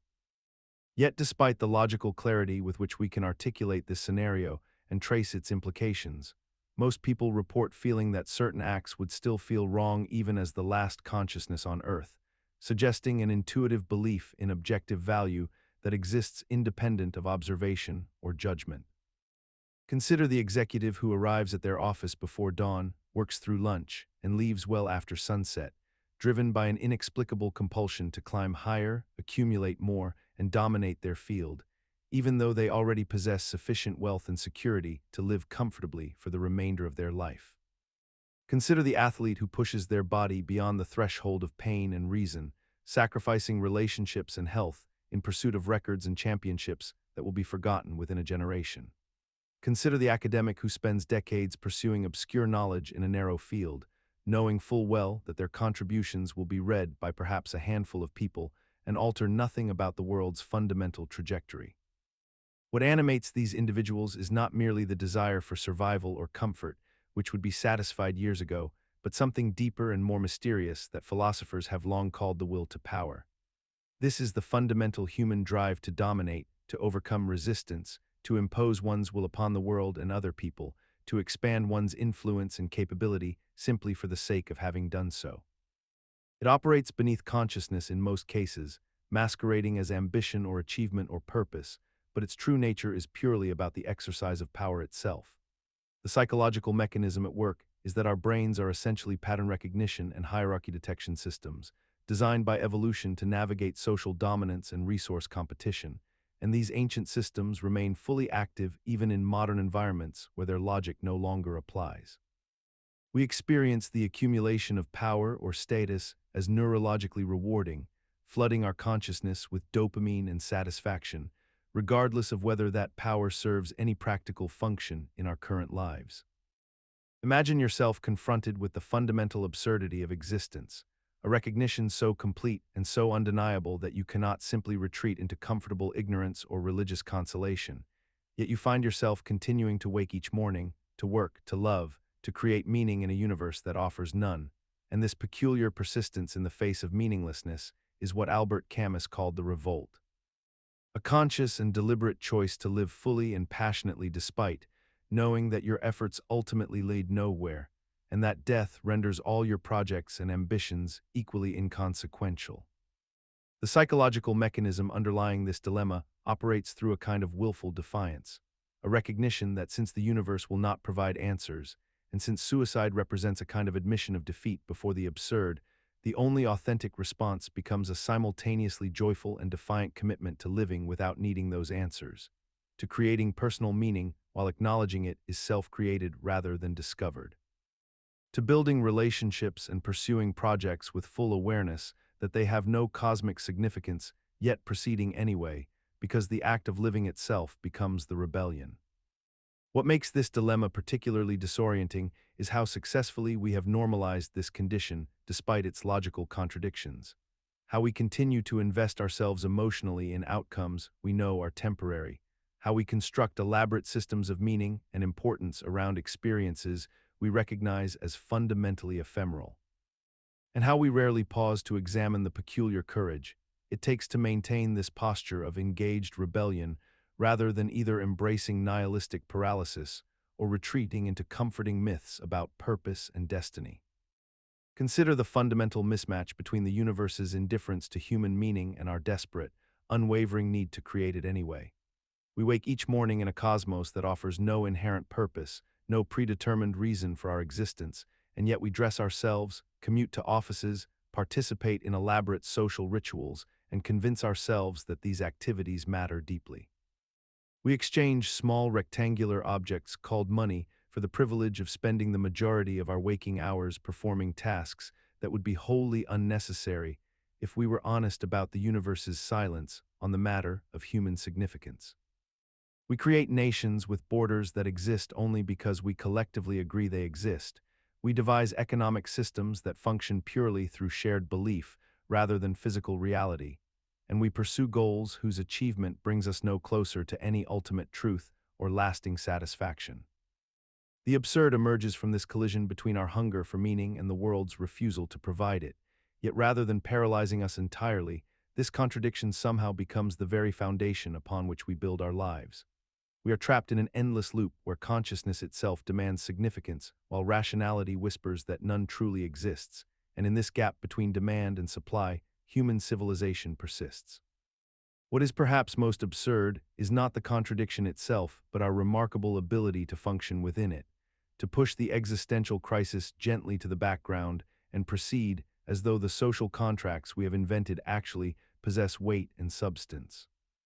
We do this not through denial exactly, but through a kind of pragmatic resignation, an acceptance that this is simply the condition of being human, and that perhaps the absurdity is not a problem to be solved, but a fundamental truth to be inhabited and lived within as fully as possible. Consider the moment a child is born into the world with no predetermined purpose, no inherent role waiting to be fulfilled, no cosmic instruction manual dictating what they should become or how they should live their life. In that moment of arrival, they exist as a blank canvas, a consciousness entering reality without any essential nature already baked into their being. This is the foundation of an unsettling philosophical truth that has haunted human self-understanding for generations. We are thrown into existence first, arriving as pure potential and raw possibility, and only afterward do we begin the monumental task of creating our own essence through the choices we make, the relationships we forge, and the values we choose to prioritize. Unlike a knife that is designed with a specific cutting purpose before it ever comes into being, or a chair that exists with the predetermined essence of providing seating, human beings have no such blueprint handed to us by nature or by any external force. We must construct our own meaning from the ground up, moment by moment, decision by decision. This creates a peculiar psychological burden that we rarely acknowledge directly in our daily lives. We live as if we have some fixed essence, some core identity that has always been there waiting to be discovered, yet the honest truth is that we are constantly inventing ourselves through our choices and our actions. We tell ourselves stories about who we are meant to be, about our inherent talents or limitations, about our natural personalities, when in reality we are nothing but the accumulated sum of the choices we have made and the paths we have chosen to walk. The profound unease of this reality quietly shapes how we move through the world, creating an underlying anxiety that we have learned to suppress and rationalize away. We cling to the comforting illusion of fixed identity because accepting our radical freedom and responsibility for self-creation is terrifyingly exhausting. Imagine that the universe is infinite in both time and space, and that the number of possible configurations of matter and energy, while astronomically large, is nonetheless finite. Given these conditions, every possible arrangement of atoms that has ever occurred must eventually recur, and then recur again, infinitely many times across the endless expanse of eternity. This means that you, exactly as you are now, with every thought you have ever had and every choice you have made, will live your life again in precisely the same way, and again, forever. This is the concept of eternal recurrence, and it presents a peculiar psychological vertigo when genuinely contemplated. The mechanism underlying this dilemma operates on pure mathematics and probability, suggesting that given infinite time, the improbable becomes inevitable, and the inevitable becomes eternal. What makes this so disorienting is that it collapses our sense of linear progress and meaningful uniqueness, because if every moment repeats infinitely, then nothing you do ever truly happens only once, and nothing you decide ever truly changes anything fundamentally. Yet despite the logical coherence of this argument, we persist in living as though our choices matter in singular, unrepeatable ways, as though this moment will never come again, as though our lives are journeys toward destinations rather than eternal loops. We have normalized the lived experience of linear time so completely that we cannot genuinely inhabit the psychological space that eternal recurrence demands, even when we understand its premises intellectually. We continue to treat each day as unique and consequential, to build toward futures and leave behind pasts, to find meaning in progress and novelty, all while carrying the knowledge that infinite time renders these categories potentially meaningless. The tension between what we logically understand about time's vastness and what we emotionally require to function remains unresolved, creating a quiet dissonance that persists at the edges of our awareness. Imagine a butterfly suspended in a deep sleep, its antennae still, its wings folded against its body, existing in a state of complete unconsciousness for hours or even days, depending on the species and season.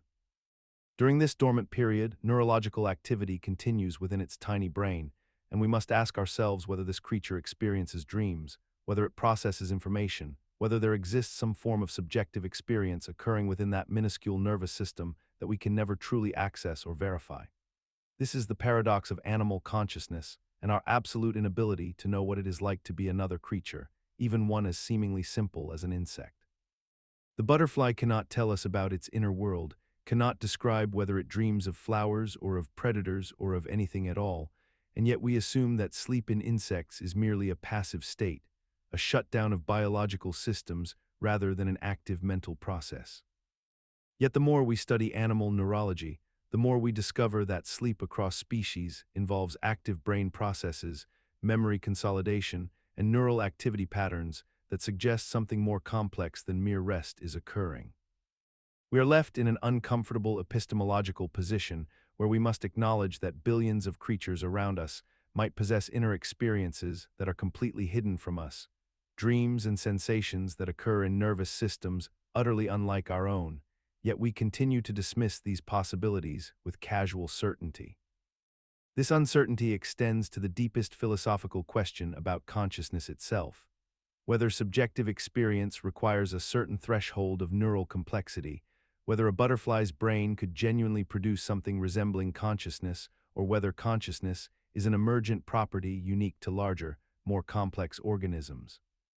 Imagine a moment when you begin to doubt everything you perceive, every sensation you feel, every thought that crosses your mind, and you wonder whether any of it is truly real or if instead you are being systematically deceived by some malevolent force of extraordinary power and cunning, a being so capable and so motivated that it has constructed an elaborate illusion around your entire existence, feeding you false perceptions while you remain completely unaware of the deception.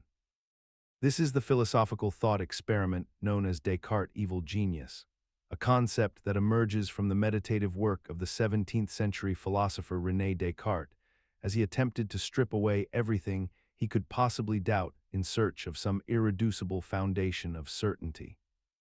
Descartes proposed that an evil genius, infinitely powerful and clever, could be systematically deceiving him about everything in the external world, making him believe in the existence of bodies and objects and other people when in fact nothing of the sort exists beyond his mind, and yet despite this radical doubt, he recognized that the very fact of his doubting, the existence of his thinking mind itself, remained undeniable because the act of thinking requires a thinker.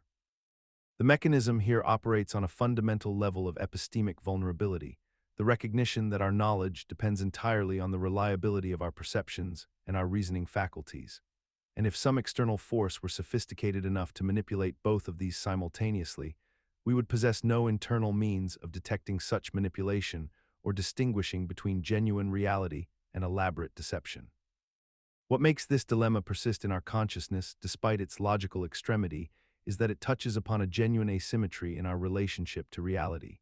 We have no direct access to the world outside our minds, only to our representations of it, and while we reasonably assume that our perceptions correlate with external reality, this assumption itself cannot be proven from within the realm of pure perception alone. Imagine standing before a pile of sand on a beach, grain by grain, and consider this question: at what exact moment does a collection of sand grains become a heap?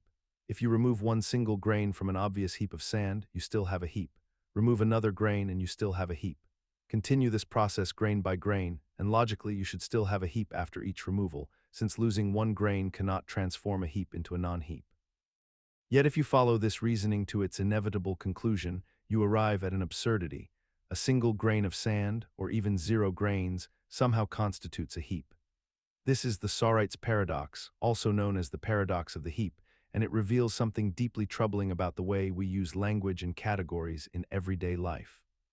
The paradox works because our natural language contains predicates that lack sharp boundaries, terms like heap, bald, tall, old, or rich that we apply confidently in obvious cases, yet cannot precisely define where they begin and end.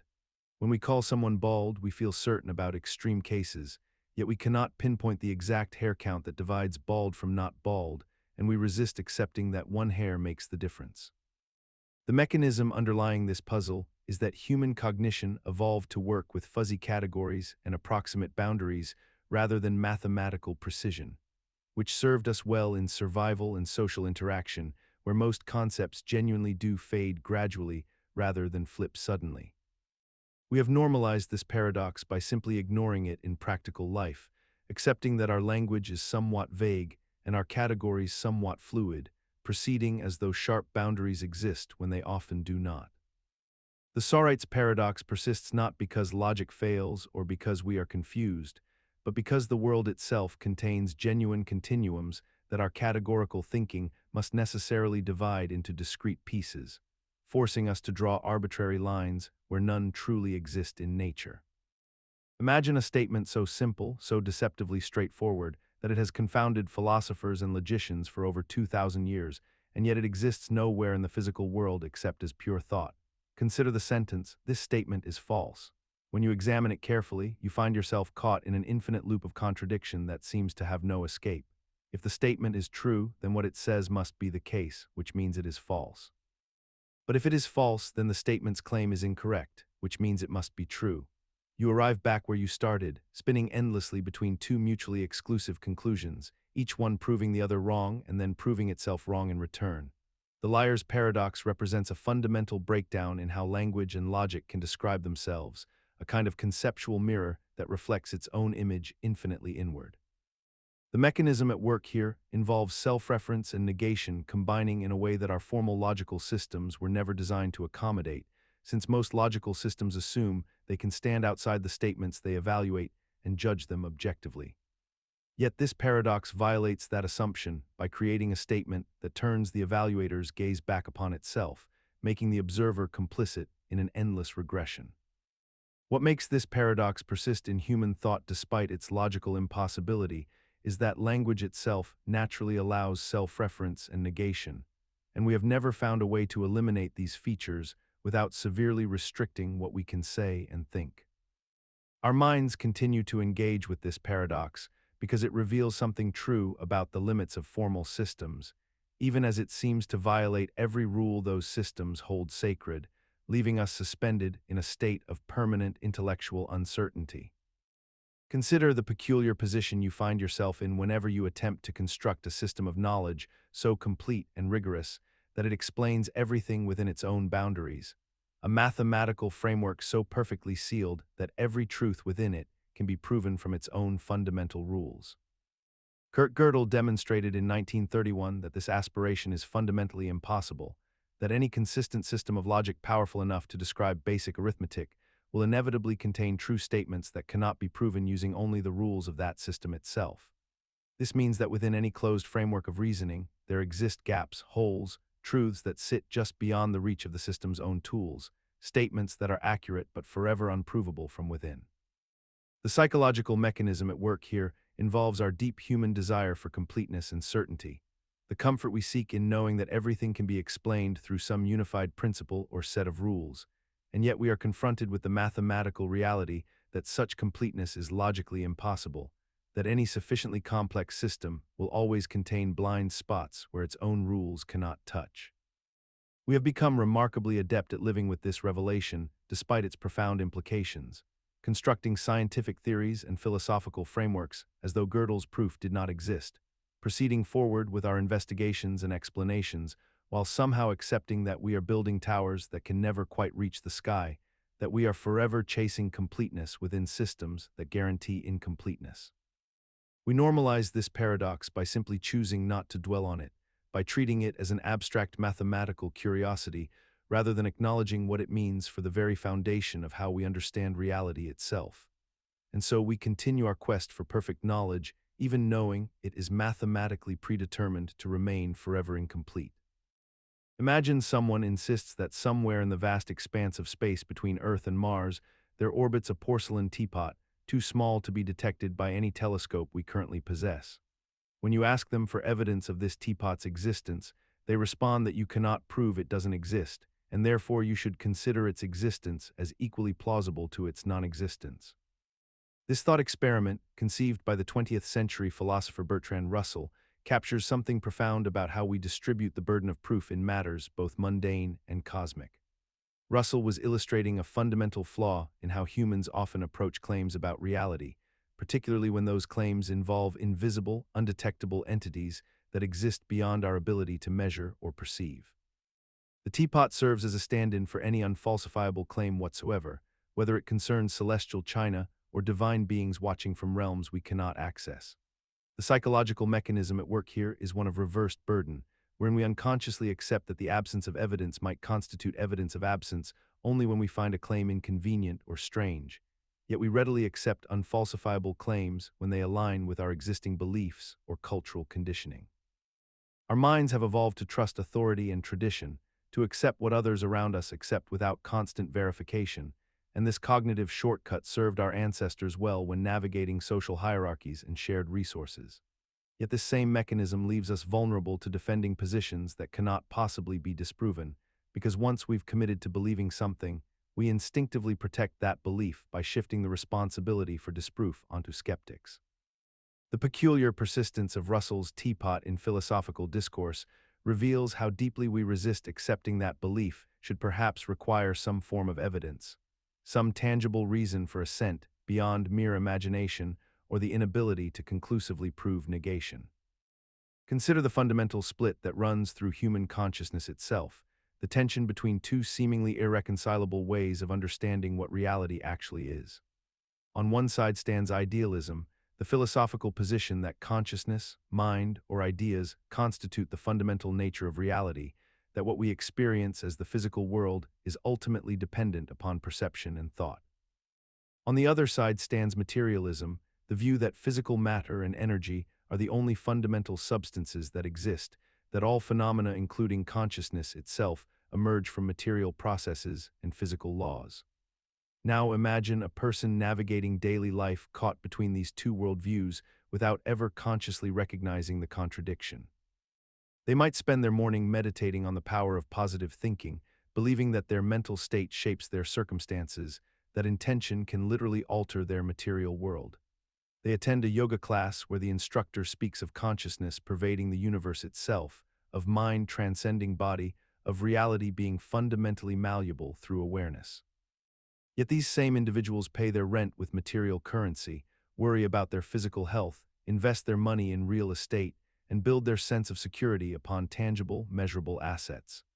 The mechanism underlying this paradox is that human beings operate quite comfortably across multiple interpretive frameworks simultaneously without experiencing cognitive friction, because our brains compartmentalize. We hold idealistic beliefs about meaning, purpose, and consciousness while simultaneously organizing our lives according to materialist assumptions about how the world functions. This works because in our daily experience, both frameworks deliver practical results. Positive thinking genuinely improves mood and motivation, which are real neurochemical events occurring in material brains. Physical security does matter immensely for peace of mind.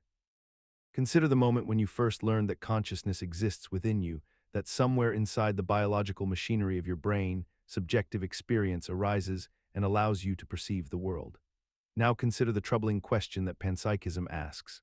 If consciousness can emerge from matter in the human brain, what makes you so certain that consciousness is not also present in some form within other matter as well? Perhaps the atoms composing your body possess a rudimentary form of awareness, or the neurons firing in patterns possess proto-conscious experiences that combine into your unified consciousness. This is the central claim of panpsychism, the philosophical position suggesting that consciousness or mind-like qualities pervade all of physical reality, existing not just in humans or animals, but potentially in plants, rocks, electrons, and the very fabric of existence itself. The mechanism that makes this theory psychologically compelling rests upon what philosophers call the hard problem of consciousness, the seemingly insurmountable difficulty in explaining how physical processes give rise to subjective experience. We can describe neural correlates and brain activity with precision, yet we cannot bridge the explanatory gap between objective physical facts and the subjective feeling of what it is like to experience something. When faced with this gap, panpsychism offers a strange kind of comfort by suggesting that perhaps consciousness is not an emergent property at all, but rather a fundamental feature of reality woven into the basic structure of matter itself. What makes this dilemma particularly unsettling is how it persists despite lacking empirical verification or even a coherent mechanism for how micro-experiences could combine into macro-consciousness. We have no way to measure consciousness in an electron, no instrument to detect awareness in a grain of sand, yet the theory continues to attract serious academic consideration precisely because the alternatives seem equally mysterious. Consider the peculiar reality that the moment you attempt to measure something with precision, the very act of measurement itself fundamentally alters what you're trying to measure. This is not merely a limitation of our instruments or our techniques, but appears to be woven into the fabric of existence itself.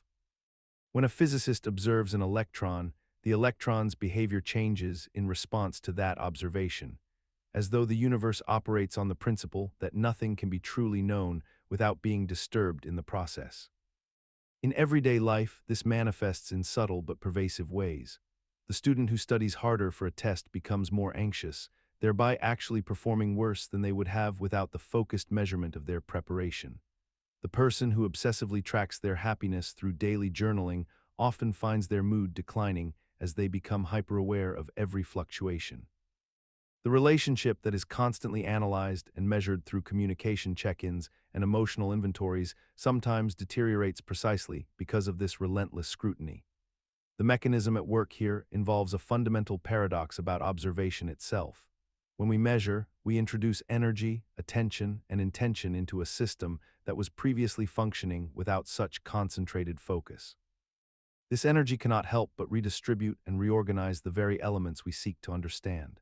It is as though consciousness and measurement are not passive windows through which we view reality, but rather active forces that reshape what they touch. Yet despite understanding this principle intellectually, despite knowing that our measurement changes what we measure, we continue to measure relentlessly anyway, treating the data we obtain as though it represents some pure, undisturbed truth about the world. We have normalized this contradiction so thoroughly that we rarely pause to question it, designing entire systems of education, healthcare, and personal development around the collection of metrics that simultaneously create the conditions they purport to describe. Consider the moment when you become aware that someone is watching you, and in that instant, your behavior shifts almost imperceptibly. Perhaps your posture straightens or your movements become more deliberate, as though your body recognizes what your conscious mind has registered, and this transformation occurs in the space between observation and action, creating a fundamental question about whether the person you are in solitude differs meaningfully from the person you are when observed. This phenomenon, borrowed from quantum physics where measurement itself alters the state of particles, extends into human consciousness and behavior with an almost eerie precision, suggesting that there exists no pure version of ourselves untouched by the awareness of being seen, because the act of knowing we are observed genuinely changes what we do and perhaps who we are in that moment. The psychological mechanism underlying this shift rests partly on our evolutionary inheritance, the ancient knowledge that visibility to others carried consequences for survival and social standing, and partly on our deeply embedded social nature, the way our brains are wired to consider the perspectives and judgments of others as meaningful data about our own value and safety. We are, in essence, creatures who have learned over millennia that being watched requires performance, that authenticity in solitude differs from authenticity in company, and that the self is not a fixed entity, but rather a fluid response to the perceived gaze of others, real or imagined. Imagine standing at a crossroads in your life, about to make a decision that will fundamentally alter your trajectory. You choose one path, and in that moment, something philosophically unsettling occurs to you.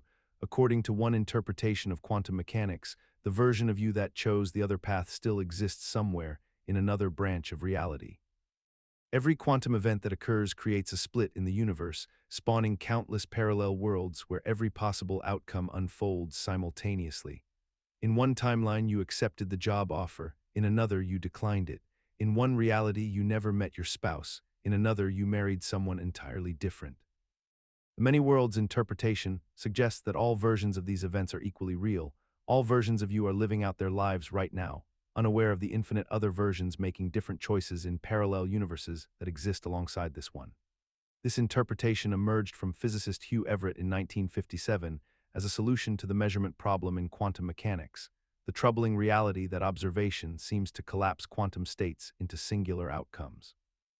Rather than accepting that reality is fundamentally indeterminate until observed, Everett proposed that all possibilities simply branch off into separate realities, each one as real as the next, each one containing a version of you experiencing its own subjective now. The mechanism that allows this to feel psychologically plausible is our deep human intuition about choice and consequence, combined with our modern fascination with multiverse theories popularized by science fiction and theoretical physics.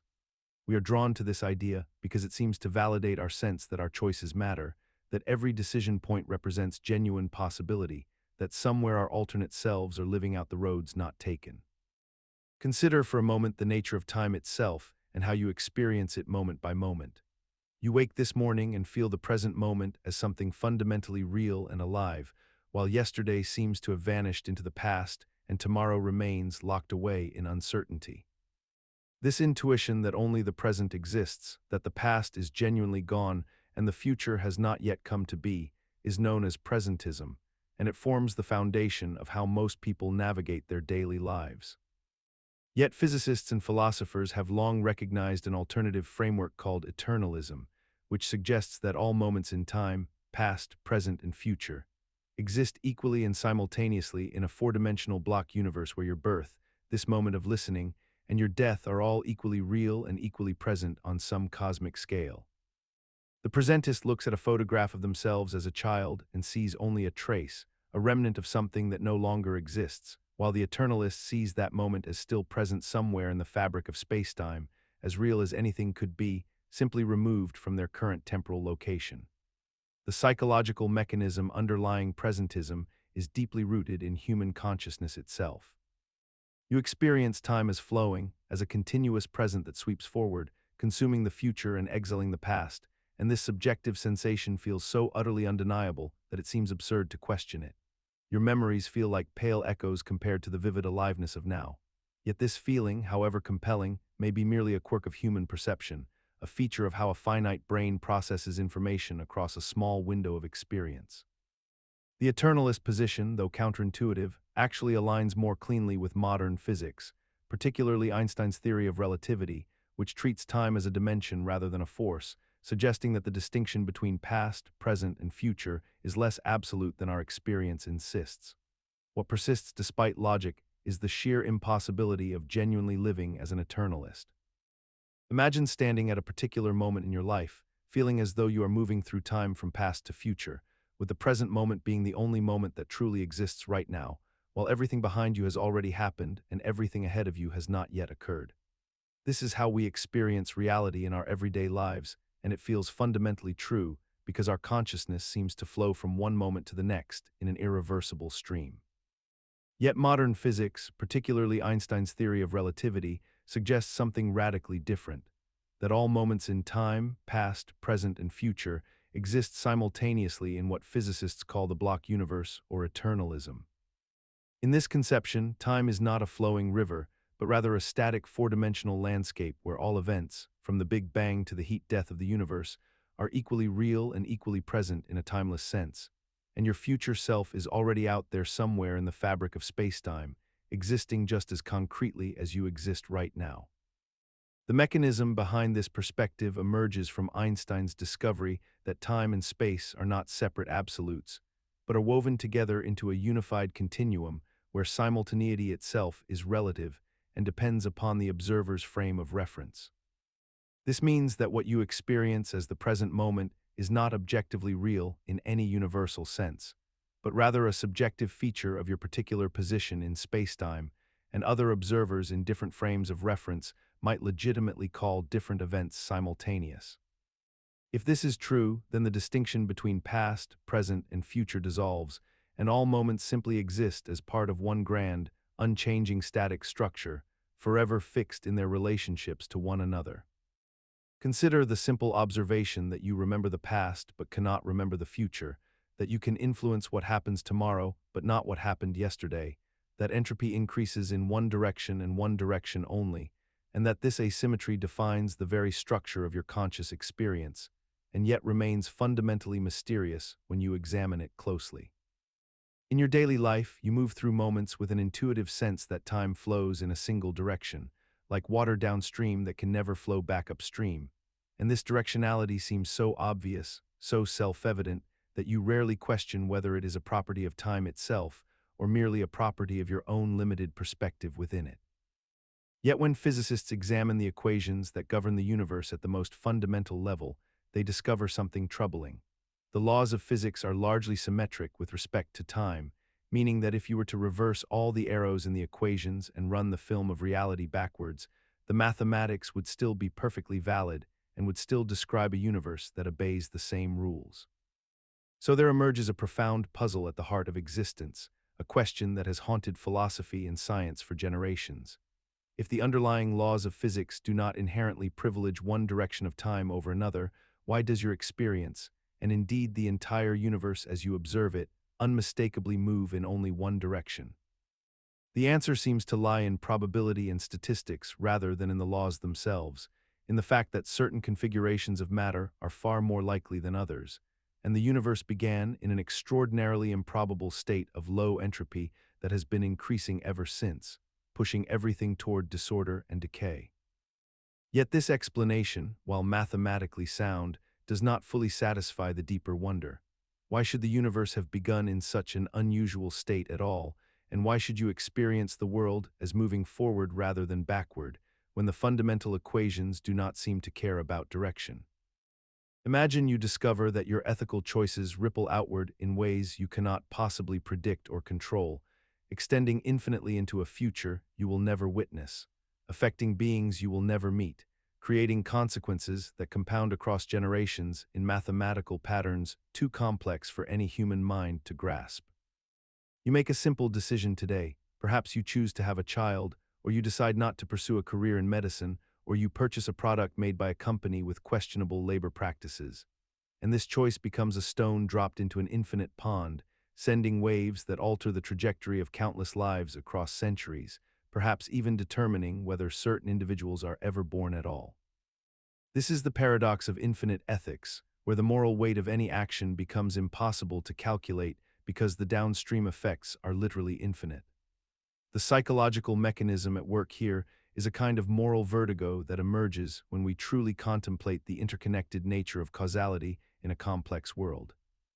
We recognize intuitively that everything affects everything else, that our actions have consequences we cannot foresee, and yet we also recognize that if we required absolute knowledge of all future outcomes before making any decision, we would be paralyzed entirely, unable to act at all.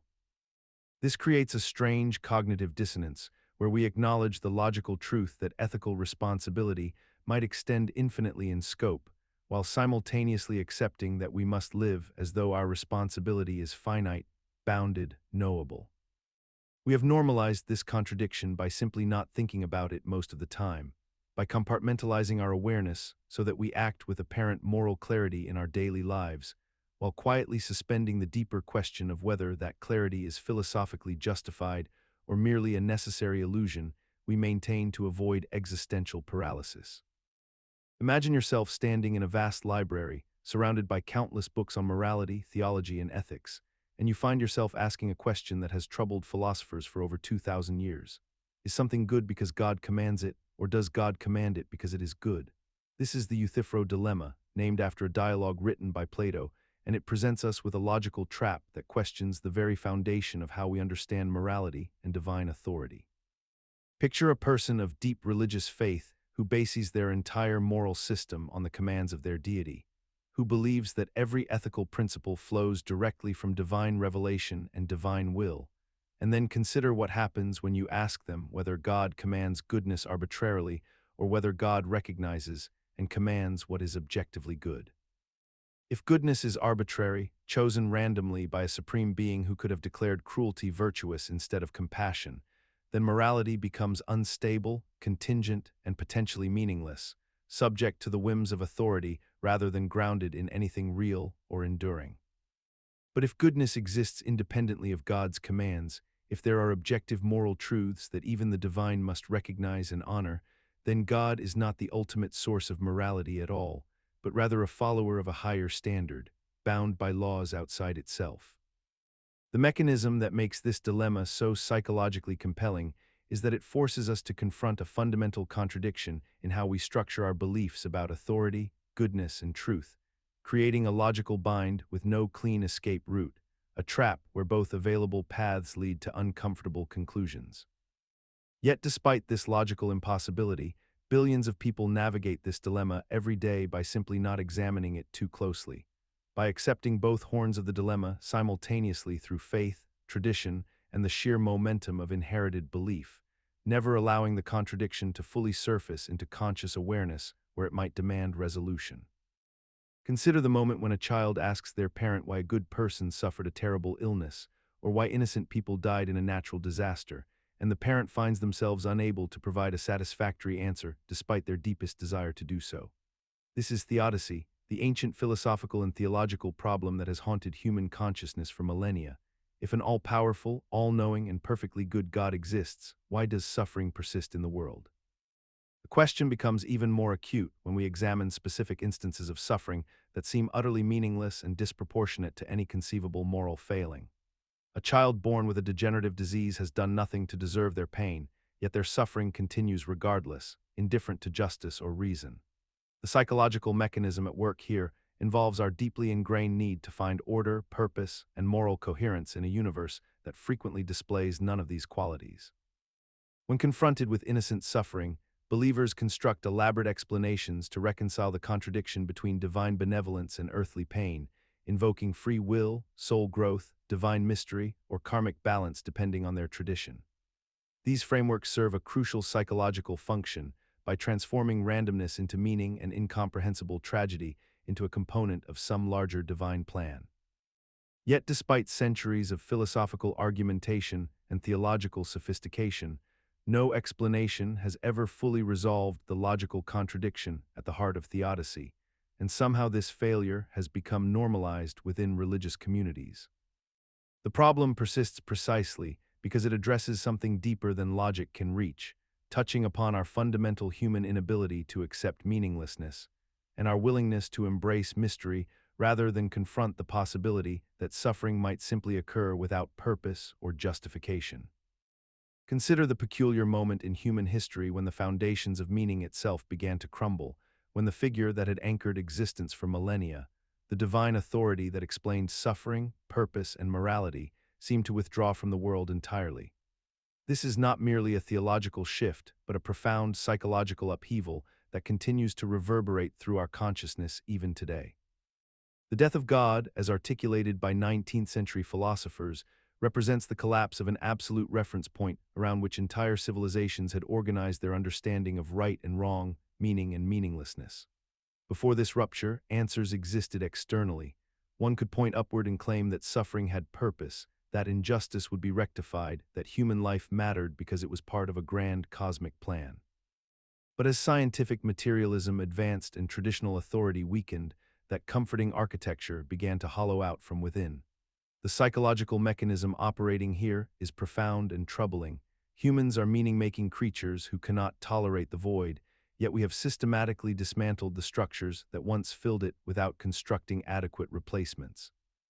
Removed God from the equation, but we did not remove the desperate human need for God, that yearning for transcendence, for ultimate justification, for the sense that our brief existence matters in some cosmic register. What persists despite its logical absurdity is our continued searching for substitute gods, ideologies that promise absolute truth, belief systems that restore the illusion of cosmic justice, technological transcendence fantasies, or the numbing comfort of distraction itself. We live in the aftermath of this death without fully acknowledging that we have never accepted the genuine implications of it, continuing to behave as though meaning is inherent rather than constructed, as though purpose waits to be discovered rather than desperately invented by conscious beings adrift in an indifferent universe. Consider the moment when you stare into something dark and vast, whether it is the night sky, the ocean's depths, or even the abstract void of human meaninglessness, and feel that peculiar sensation of being observed in return, of the darkness somehow gazing back into you with an intensity that matches your own gaze. This is the philosophical territory that Friedrich Nietzsche articulated when he wrote that when you gaze long into an abyss, the abyss gazes also into you, a statement that captures something far deeper than mere poetic metaphor. The mechanism operates on a fundamental level of human consciousness, where the act of contemplating something incomprehensibly large, dark, or nihilistic creates a strange psychological reciprocity that transforms the observer themselves. When you spend extended time examining the void, whether conceptually through philosophy, existentially through confronting your own mortality, or literally through sensory deprivation, something shifts in your internal landscape, and the boundary between observer and observed begins to dissolve. The abyss does not literally gaze back, of course, but rather your prolonged engagement with it forces you to internalize its qualities, to absorb its meaninglessness, its indifference, its cold logic that cares nothing for your hopes or dreams. What makes this phenomenon persist is that we continue to engage with abyssal thoughts despite understanding their potential psychological cost, because the human mind is drawn toward understanding even what might damage it, even what might transform our worldview into something darker and less comforting than what we possessed before. We normalize this by calling it philosophy, psychology, or personal growth, rarely acknowledging that we are asking our minds to voluntarily gaze into darkness with full knowledge that the darkness will change us fundamentally and irreversibly. Consider the paradox embedded in Jean-Paul Sartre's famous declaration that hell is other people, a statement that captures something profoundly unsettling about human existence itself. Imagine yourself in a crowded public space, a transit station, a shopping center, a workplace, surrounded by dozens or hundreds of individuals, each with their own consciousness, their own desires, their own expectations about how you should behave and who you should be. In these moments, you become acutely aware that you are constantly being perceived, constantly being judged, constantly being positioned within the frameworks of other people's interpretations and assumptions. The other person's gaze transforms you from a subject experiencing your own reality into an object being examined, evaluated, and categorized. You feel the weight of their attention, even when they are not actually looking at you, because you have internalized the knowledge that you could be observed at any moment. This awareness creates a peculiar form of imprisonment, not of the body but of the self, a restriction that feels absolute and inescapable. The mechanism underlying this phenomenon involves the fundamental human need for recognition, combined with the impossibility of truly controlling how we are perceived by others. We desire to be seen and understood in ways that align with our internal sense of self, yet we have virtually no power to ensure that others perceive us accurately or kindly. Instead, other people project their own wounds, biases, fears, and desires onto us, transforming us into characters in their own narratives. Furthermore, we are chronically aware that other people possess the capacity to reject us, to mock us, to expose us, to shame us in ways that strike at the very core of our social existence. What makes this situation remarkable is not that it causes suffering, but that we have normalized this suffering so completely that we barely notice it anymore. Consider the simple act of observing another person across a room, watching them laugh at something, their face contorting with genuine amusement, their body shaking with the physical expressions of joy.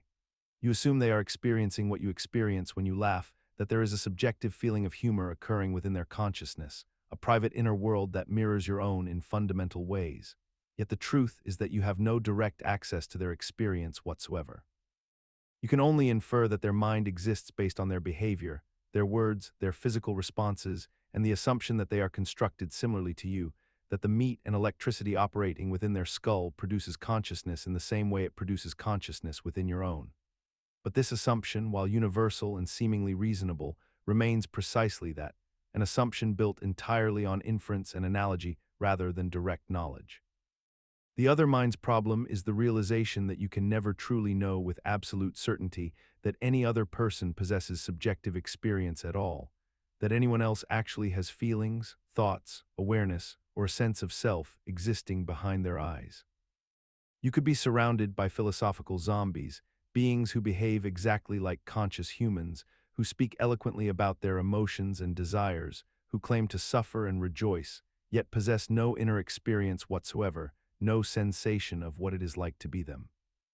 This problem persists because your entire existence depends on rejecting it, because to function in human society, to form relationships, to cooperate and empathize and build civilization, you must simply accept that other minds exist as acts of faith, as necessary assumptions rather than proven facts. You navigate the world as though consciousness is universal among humans, yet the philosophical foundation for this belief is remarkably fragile, resting not on evidence, but on the comfortable assumption that your subjective experience is not cosmically unique, that you are not the only thing that truly exists. Imagine two people standing in front of the same sunset, both observing what we call orange. Yet there exists a profound possibility that the subjective experience occurring inside each of their minds is fundamentally different from one another.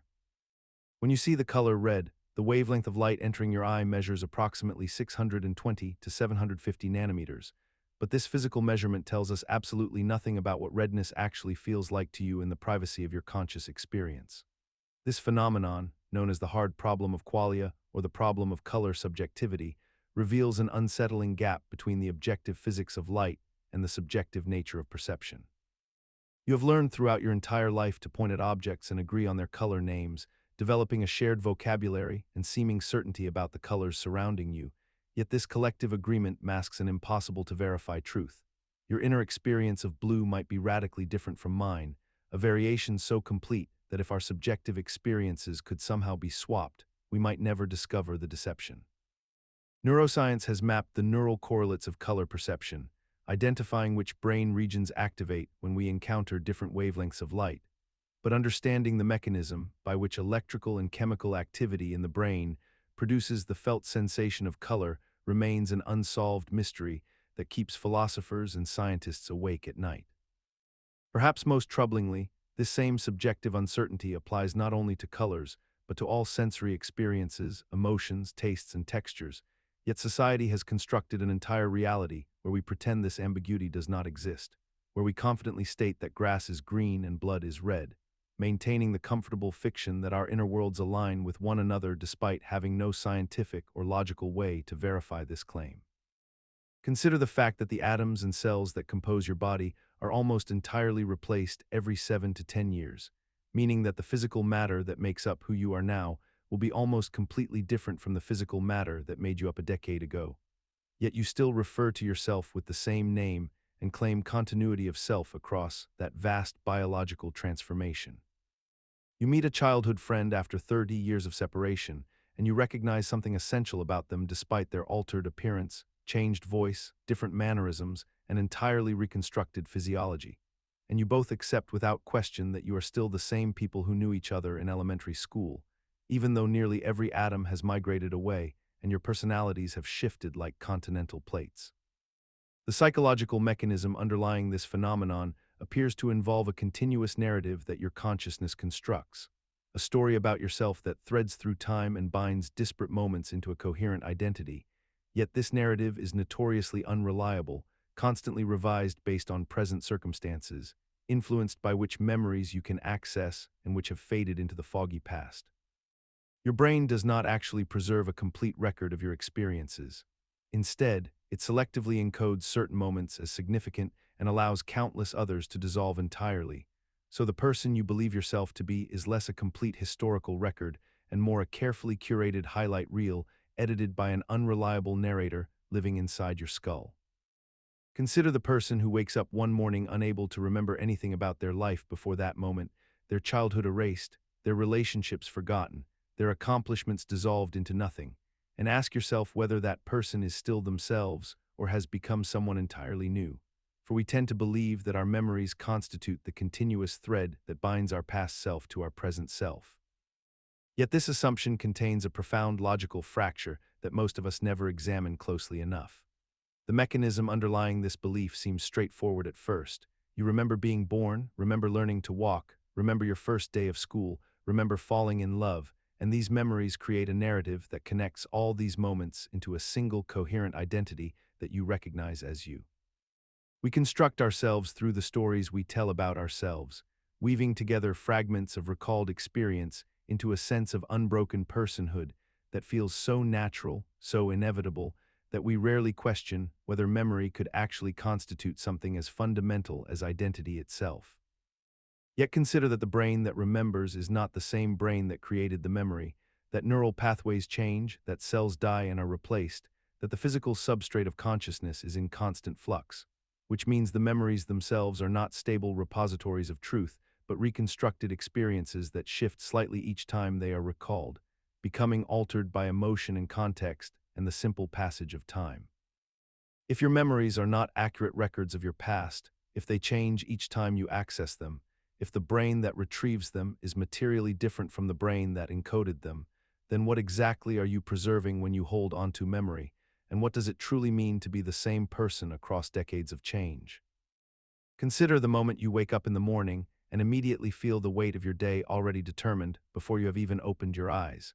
as though the sequence of events that will unfold has already been written into existence by some force beyond your control. And you move through your routines with the peculiar sensation that you are both choosing your actions and simultaneously watching yourself perform them as an observer of your own life. This is the paradox of predestination, the unsettling notion that despite experiencing ourselves as agents with free will, everything that happens to us and everything we do may have already been decided by prior causes stretching back infinitely into the past, whether through divine omniscience, the deterministic laws of physics, or some incomprehensible mechanism of fate that governs the universe. The psychological mechanism at work here involves a fundamental contradiction in how we perceive causality and agency, where our brains simultaneously process the feeling of making conscious choices, while also observing patterns and inevitabilities in our lives that seem to suggest our choices were predetermined all along, creating a cognitive dissonance that we rarely confront directly. When you consider that every atom in your body obeys physical laws, that your thoughts emerge from neural processes governed by chemistry and electricity, that your decisions arise from patterns laid down by genetics and experience, the question becomes inescapable. At what point did you ever truly choose anything, or have you simply been experiencing the illusion of choice while the actual machinery of cause and effect carried you along predetermined paths? What makes this dilemma particularly persistent in human consciousness is that we have no practical way to test whether predestination is true or false. For even if our future were completely determined, we would still need to experience the moment of decision as though it were free in order to navigate the world effectively. Imagine you have discovered the means to travel backward through time, and you find yourself standing in the year 1925, face to face with your own grandfather as a young man, before he ever met your grandmother, before your parent was ever conceived. In this moment, you possess the power to prevent his existence entirely, perhaps by simply removing him from the timeline before he could contribute to the chain of events that led to your own birth. The paradox emerges immediately and with crystalline clarity. If you succeed in eliminating your grandfather before he fathered your parent, then you yourself could never have been born, which means you could never have traveled back in time in the first place, which means your grandfather would still be alive, which means you would exist after all, allowing you to make the journey and kill him again, creating an infinite logical loop that collapses under the weight of its own contradiction. The mechanism underlying this dilemma reveals something profound about causality and linear time itself. Our minds are constructed to understand cause and effect as a simple chain, where causes precede effects in an orderly, irreversible sequence.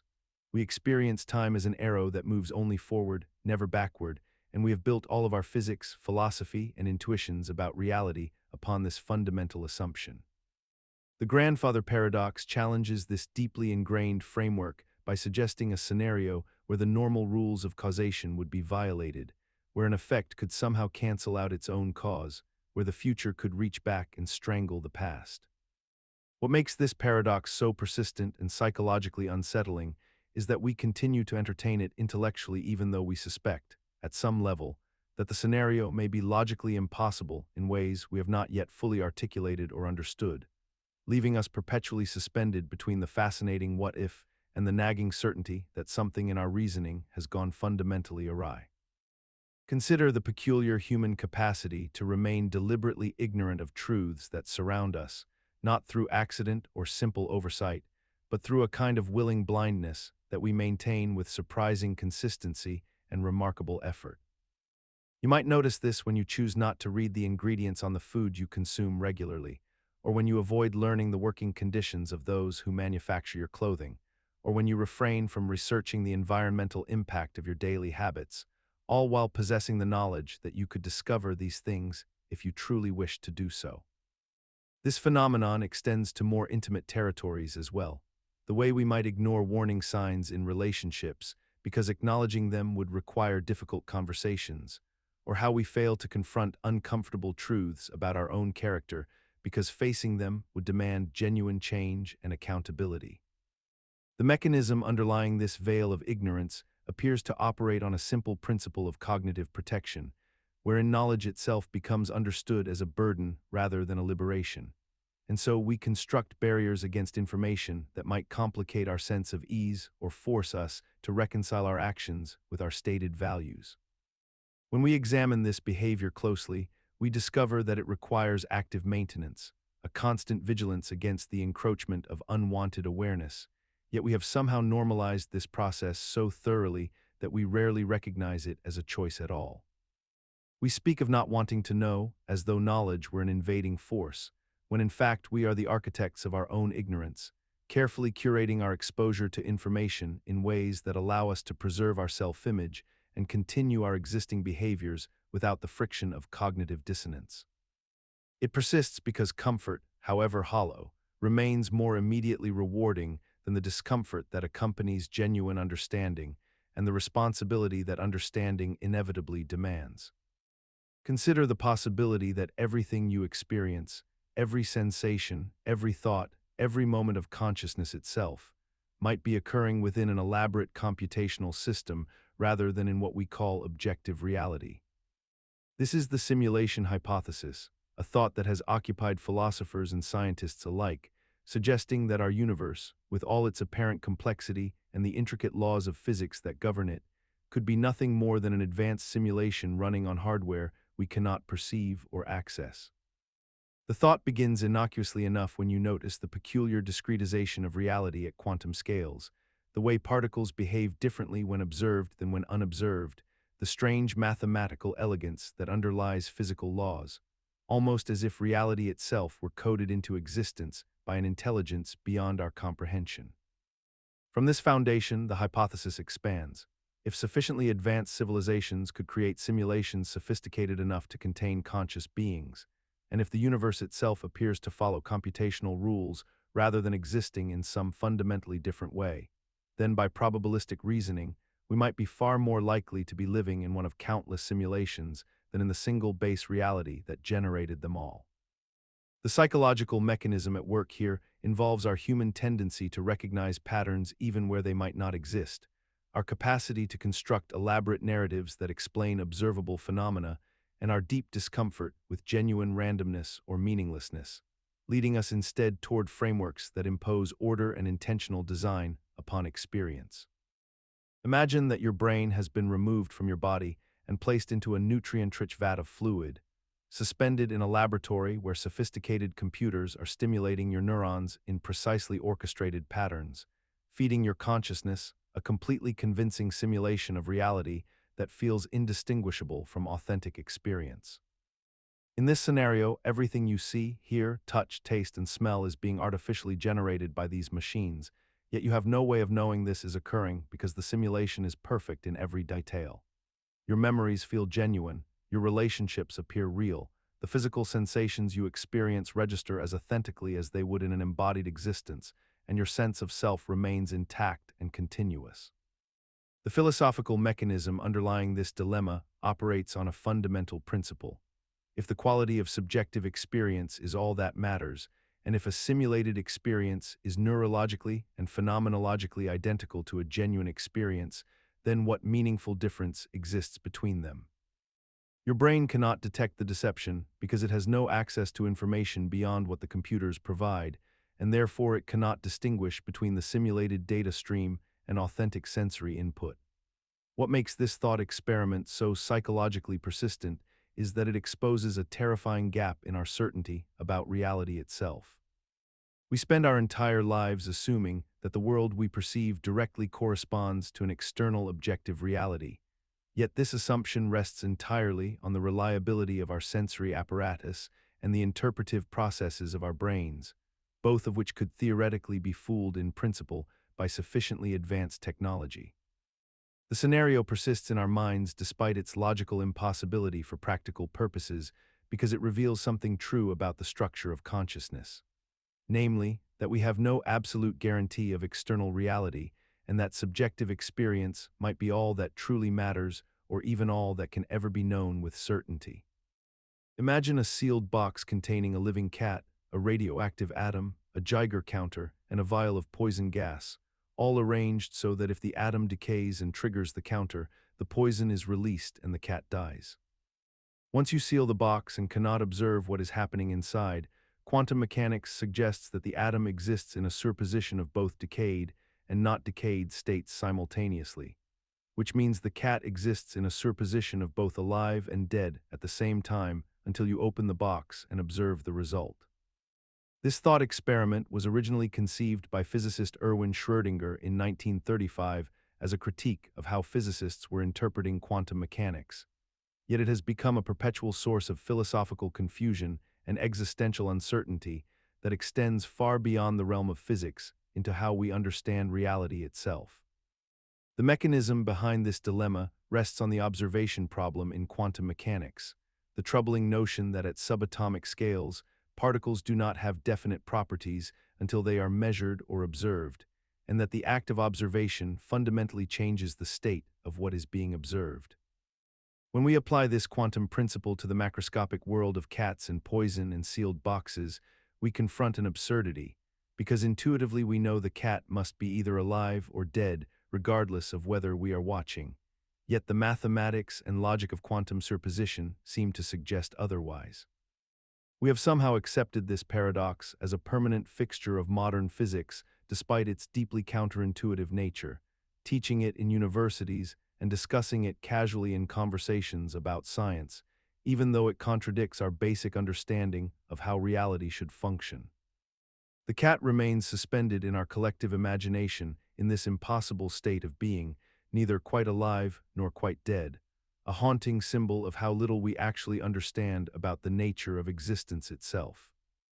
Imagine sitting in a darkened room and observing a simple red apple on a table before you, and in that moment, consider what it actually means that you experience the color red at all. Your brain processes wavelengths of light around 620 to 750 nanometers, sends neural signals through your visual cortex, activates memory associations with sweetness and autumn and the taste of orchards. Yet none of this mechanistic explanation accounts for what philosophers call qualia, the raw subjective feeling of redness itself, the ineffable sensation of what red looks like from the inside of your conscious experience. This is the hard problem of consciousness, and it persists as perhaps the most vexing puzzle in philosophy and neuroscience despite centuries of rigorous investigation.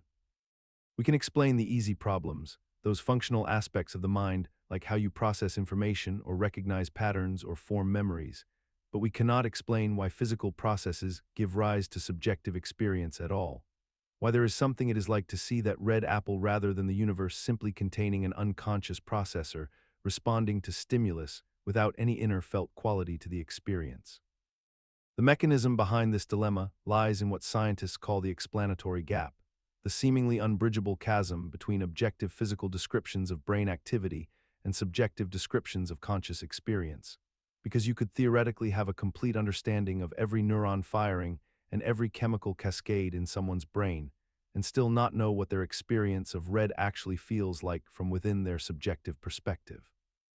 Imagine a crowded street where someone collapses on the pavement, their body convulsing slightly as pedestrians walk past them, some slowing their pace, others glancing down before continuing on their way, and still others seemingly unaware that anything unusual is happening at all. You would think that in a moment of genuine human distress, the natural response would be immediate action, yet what often occurs instead is a profound paralysis of inaction that spreads through the crowd like an invisible force. This is the bystander effect, a phenomenon where individuals in the presence of others are far less likely to help someone in need than they would be if they were alone. And this strange reversal of expected human compassion has been documented countless times across decades of psychological research and real-world emergencies. The mechanism underlying this effect operates through several interconnected psychological processes, beginning with a diffusion of responsibility where each person present unconsciously feels that someone else in the crowd will surely intervene, and therefore their own obligation to act becomes diluted among all the other witnesses present. Additionally, there exists a process called pluralistic ignorance, where individuals look to others for cues about whether the situation is truly an emergency requiring intervention, and when they observe other people remaining calm and unmoved, they interpret this collective stillness as evidence that perhaps no immediate help is necessary, that maybe they are overreacting to what might be an ordinary occurrence rather than a crisis. The presence of others also introduces an element of evaluation apprehension, where potential helpers become paralyzed by the fear of public judgment, worrying that if they misinterpret the situation they will appear foolish or overly emotional to the strangers around them, and this fear of embarrassment becomes a stronger motivator than the impulse toward compassion. Imagine yourself standing beside a railway track where a runaway trolley hurtles toward 5 people who are tied to the rails ahead, completely unaware of the danger bearing down upon them. You stand next to a lever that can divert the trolley onto a side track where only one person stands alone, equally trapped and helpless. You have mere seconds to decide. Do you pull the lever and actively cause the death of one innocent person, knowing that doing so will save 5 others from certain death, or do you refrain from acting and allow 5 people to die when you possess the power to prevent their deaths? This thought experiment, first formalized by philosopher Philippa Foot in 1967, has since become one of the most profound and troubling ethical puzzles in human philosophy, touching something deep within our moral intuitions that we struggle to fully articulate or understand. The trolley problem works because it strips away all the comfortable complexities of real life and forces us into an impossible choice between 2 competing moral frameworks that normally coexist peacefully in our minds. One framework tells us that killing is wrong, that we must never directly cause an innocent person's death with our own hands and our own deliberate actions, making the act of pulling the lever feel like murder. The other framework tells us that we must minimize harm and maximize good outcomes, that 5 lives are objectively worth more than 1 life, and that the mathematics of suffering should guide our decisions. Most people's initial instinct is to pull the lever, to sacrifice the one to save the 5, yet when the scenario is altered slightly, removing the lever and instead asking whether you would push a large stranger off a bridge to stop the trolley and save the 5, most people recoil in horror at this option despite the mathematics remaining identical. This inconsistency reveals something fascinating about human morality. Our ethical judgments are not pure logical calculations, but rather deeply emotional, intuitive responses shaped by proximity, directness, and the visceral feeling of our own agency in causing harm. Consider the moment you wake up in the morning and become aware of your own consciousness, the inner light of your subjective experience, the felt sense of existing, the undeniable fact that you are perceiving the world from behind your own eyes and no one else's. From this fundamental position, a deeply unsettling question emerges. How do you actually know that anything exists outside of your own mind?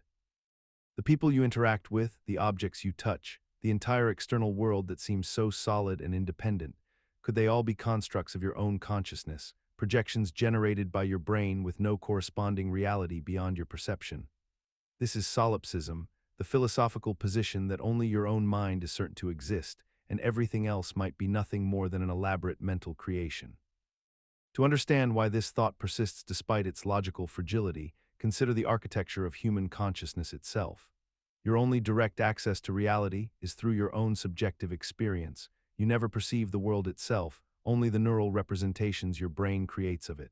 This creates an unbridgeable epistemic gap between your inner mental life and whatever might exist independently of that life.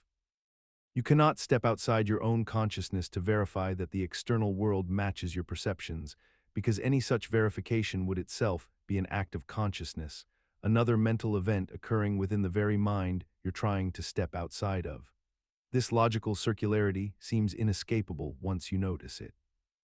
Yet despite the rigorous impossibility of proving solipsism false, despite the fact that you genuinely cannot produce absolute certainty that other minds exist or that physical reality extends beyond your awareness, most people live as though the external world is definitively real and other people definitely conscious. We have normalized the acceptance of something we cannot logically prove, resting instead on pragmatic necessity and evolutionary intuition. Imagine a ship that has served humanity for centuries, sailing from port to port, carrying cargo and passengers across vast oceans. And over the course of its long voyage, the wooden planks that make up its hull begin to rot and deteriorate from constant exposure to salt water and wind. So the crew replaces them one by one with new timber, and this process continues year after year until eventually every single plank has been swapped out for fresh wood. And when this ship finally arrives at its destination, a question emerges that seems simple on the surface, but reveals something unsettling about the nature of identity and continuity itself. Is this still the same ship? The fundamental mechanism at work here is our intuitive assumption that objects maintain their identity through time by virtue of being continuously present in space. Yet this assumption fractures the moment we consider gradual replacement, because if we say that the ship with all original planks is the true Ship of Theseus, then what happens after the first plank is replaced, and what happens after half the planks are gone, and what happens when only a single original piece remains. And at what precise moment does the ship cease to be the ship it once was? Yet here is where our minds perform an extraordinary feat of normalization. We encounter this paradox and somehow continue functioning in the world without any genuine crisis, treating ships and bodies and relationships and identities as coherent and singular, despite the fact that nothing about us remains materially constant. We replace ourselves, we remake our beliefs, we abandon our goals, we become strangers to our former selves, and yet we persist in treating ourselves and others as essentially unchanged. And this strange acceptance of the paradox without resolution has become so deeply woven into how we navigate existence that we rarely notice the underlying contradiction anymore. Suggesting that perhaps our sense of continuity in self is not actually rooted in material sameness at all, but in something far more mysterious and subjective, something that might dissolve entirely if we examined it too closely. Consider the peculiar nature of non-existence itself, the concept that stretches beyond our ordinary comprehension in ways that challenge the very foundation of how we experience reality. When we contemplate death, we often imagine darkness, silence, or perhaps a gentle fading away. Yet the truly disorienting aspect is the recognition that whatever comes after the moment of our death cannot be experienced at all, that there will be no subjective awareness, no passage of time, no sensation of waiting or wondering because the entity doing the experiencing will have ceased to exist. This void after death represents something fundamentally different from sleep or unconsciousness, for in those states there remains the continuity of a self that persists beneath the surface, a consciousness that will eventually return. Death instead presents the logical possibility that experience itself simply terminates, that the narrative we have been constructing throughout our entire existence concludes without epilogue, without final reflection, without the mercy of closure. The mechanism that makes this dilemma so psychologically potent lies in our evolved inability to genuinely conceive of our own non-existence.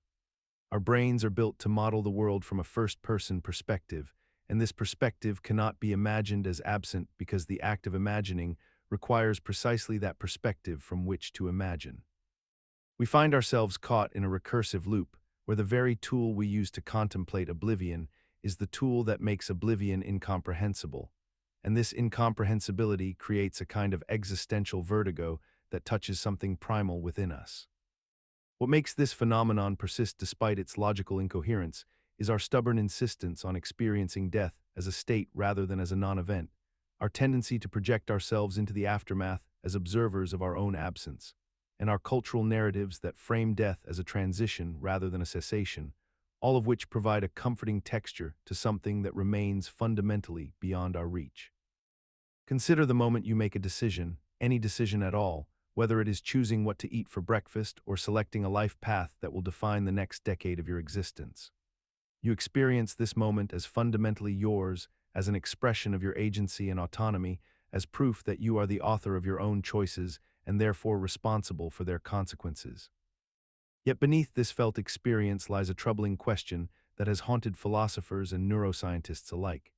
If every atom in your brain operates according to the deterministic laws of physics, if every thought arises from prior causes and neural states that preceded your conscious awareness, then in what meaningful sense were you ever truly free to choose otherwise?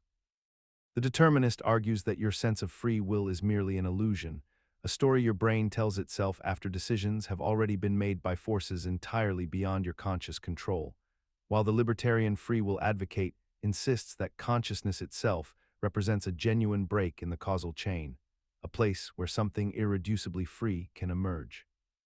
What makes this dilemma particularly vexing is that both positions seem logically compelling, yet experientially impossible to fully accept, creating a cognitive dissonance that we navigate by simply refusing to examine it too closely in our everyday lives.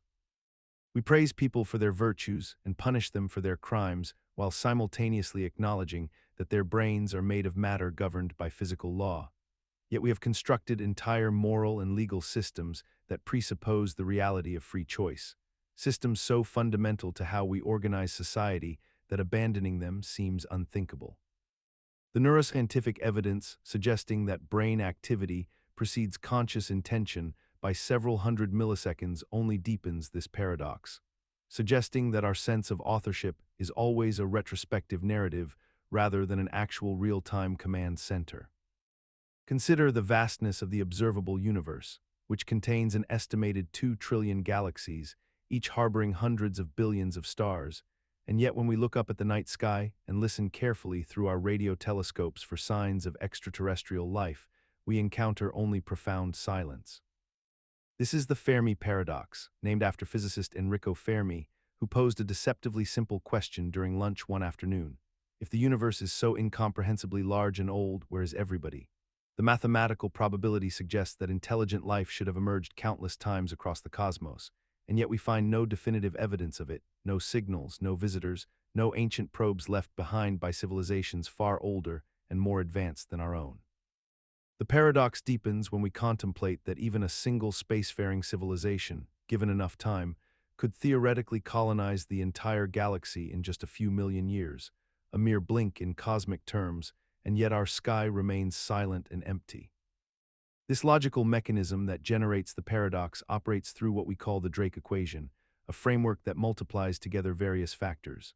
The rate of star formation, the fraction of stars with planets, the likelihood that life emerges, the probability that life becomes intelligent, the fraction that develops technology, and the length of time such civilizations broadcast signals or exist. Even with conservative estimates for each variable, the numbers suggest thousands or millions of civilizations should currently exist within our galaxy alone. And yet we have normalized this absence, this cosmic silence, by constructing elaborate explanations to account for it. Perhaps intelligent life is extraordinarily rare, perhaps civilizations inevitably destroy themselves before reaching technological maturity, perhaps the universe is simply too vast and time too short, perhaps intelligent beings have no desire to communicate or expand, or perhaps they observe us silently according to some universal protocol we cannot fathom. Consider the modern professional who arrives at their office each morning, sits at their desk, and begins the same tasks they completed yesterday and will complete again tomorrow, pushing forward through spreadsheets and emails and meetings that seem to serve no ultimate purpose beyond their own perpetuation, their own endless cycling through days that blur into one another like frames of film, so similar they might as well be identical. This person knows on some fundamental level that the boulder they push each day will roll backward each night, that their quarterly reports will be forgotten by next quarter, that their emails answered today will spawn new emails requiring answers tomorrow, and yet they continue pushing regardless, not because they believe they are moving towards some distant summit or meaningful completion, but because the alternative, to stop pushing altogether, feels somehow more intolerable than the push itself. The psychological mechanism at work here involves the human capacity to find meaning and rhythm in repetition, to construct narratives of progress and purpose around cycles that contain no actual progress, to frame the eternal return as something noble or at least acceptable rather than confronting the vertigo of meaninglessness that might otherwise consume us.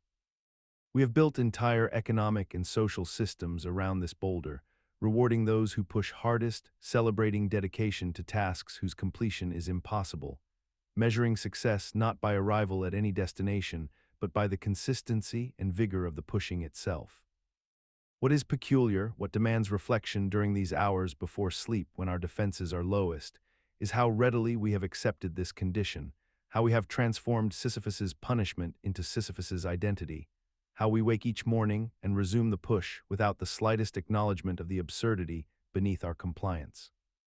Consider a child born into unimaginable suffering, a genetic disease that guarantees a life of pain from the first breath to the last, or a family destroyed by a natural disaster that took everything they had built across generations, or a person who spent their entire existence doing good and compassionate work only to have their minds slowly erased by dementia in their final years, unable to recognize anyone they ever loved. These are not abstract philosophical puzzles, but the lived reality of countless human beings across every corner of the world, and they raise a question that has haunted religious and philosophical thought for millennia.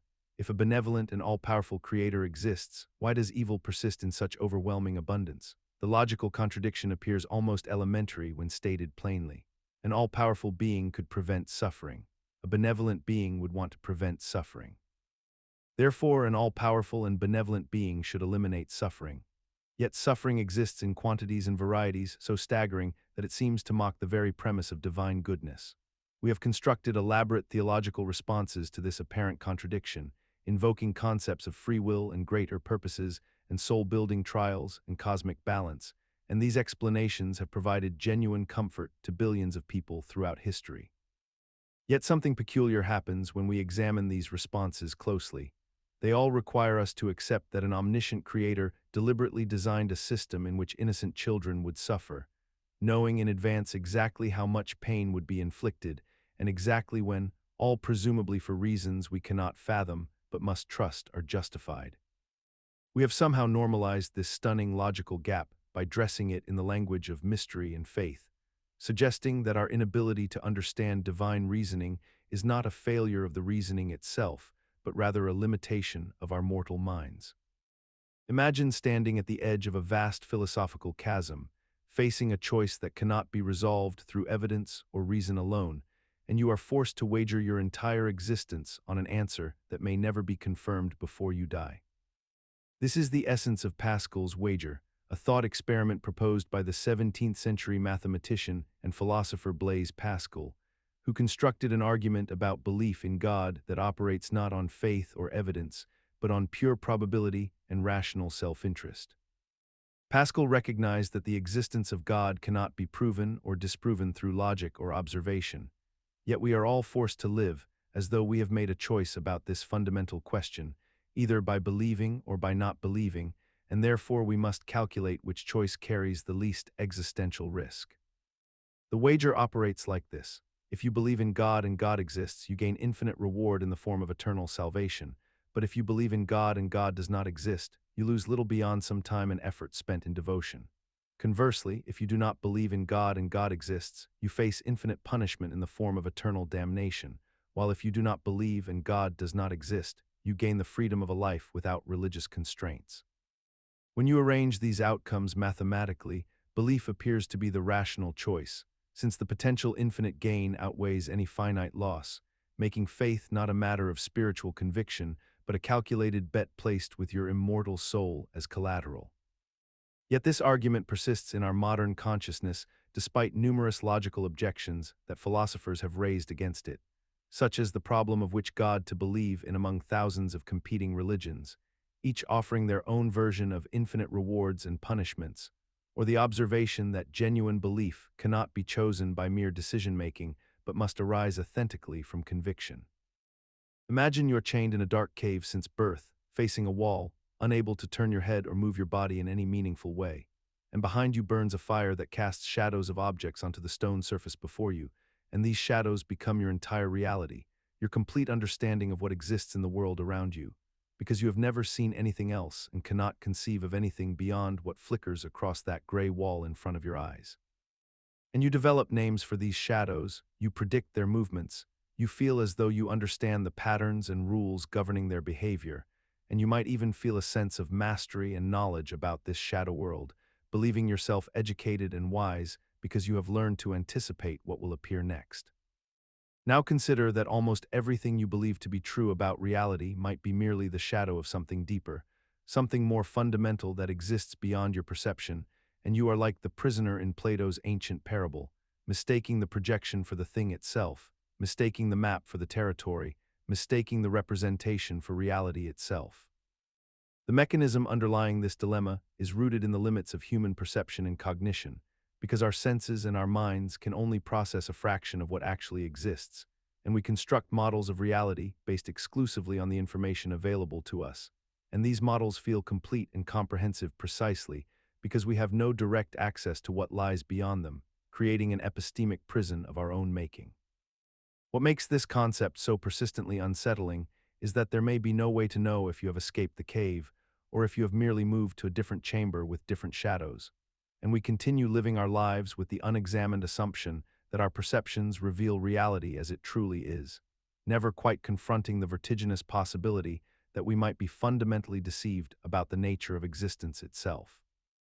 Consider the peculiar position of those who claim to initiate change without being changed themselves, who set things in motion while remaining fundamentally untouched by the consequences of their own decisions. This is the paradox of the unmoved mover, a concept that appears throughout philosophy and daily human experience in ways we rarely acknowledge or examine. In organizations, we find leaders who make sweeping directives that reshape the lives and routines of countless people below them. Yet those same leaders insulate themselves from the direct impact of their own policies through layers of delegation, privilege, and institutional protection. A chief executive officer orders restructuring that displaces hundreds of workers from their positions and communities. Yet that executive's own salary, security, and career trajectory remain insulated from the turbulence they have created. In our personal relationships, we encounter people who initiate conversations about changing the dynamics between themselves and their partners, yet resist making any meaningful alterations to their own behavior or perspective, expecting instead that their pronouncement of the need for change will somehow alter others without requiring reciprocal transformation. The mechanism underlying this pattern reveals itself through a particular cognitive asymmetry. When we occupy a position of perceived authority or distance, whether institutional or emotional, we develop an unconscious conviction that our position itself exempts us from the ordinary rules of cause and effect that bind others.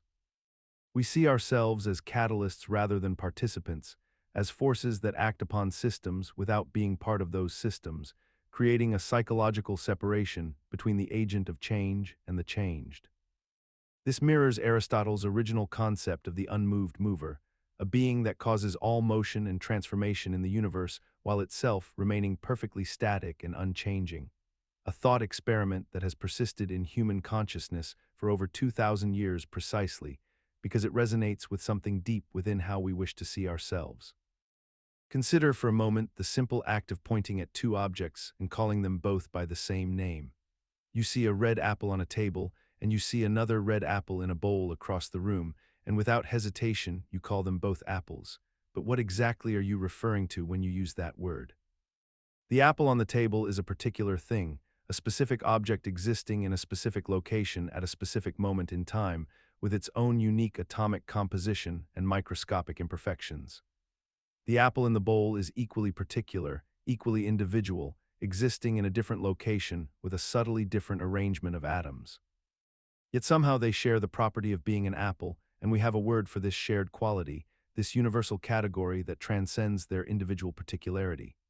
This is the problem of universals, one of philosophy's oldest and most perplexing questions. What exactly are these abstract properties and categories that seem to exist in our language and reasoning, yet nowhere in physical reality?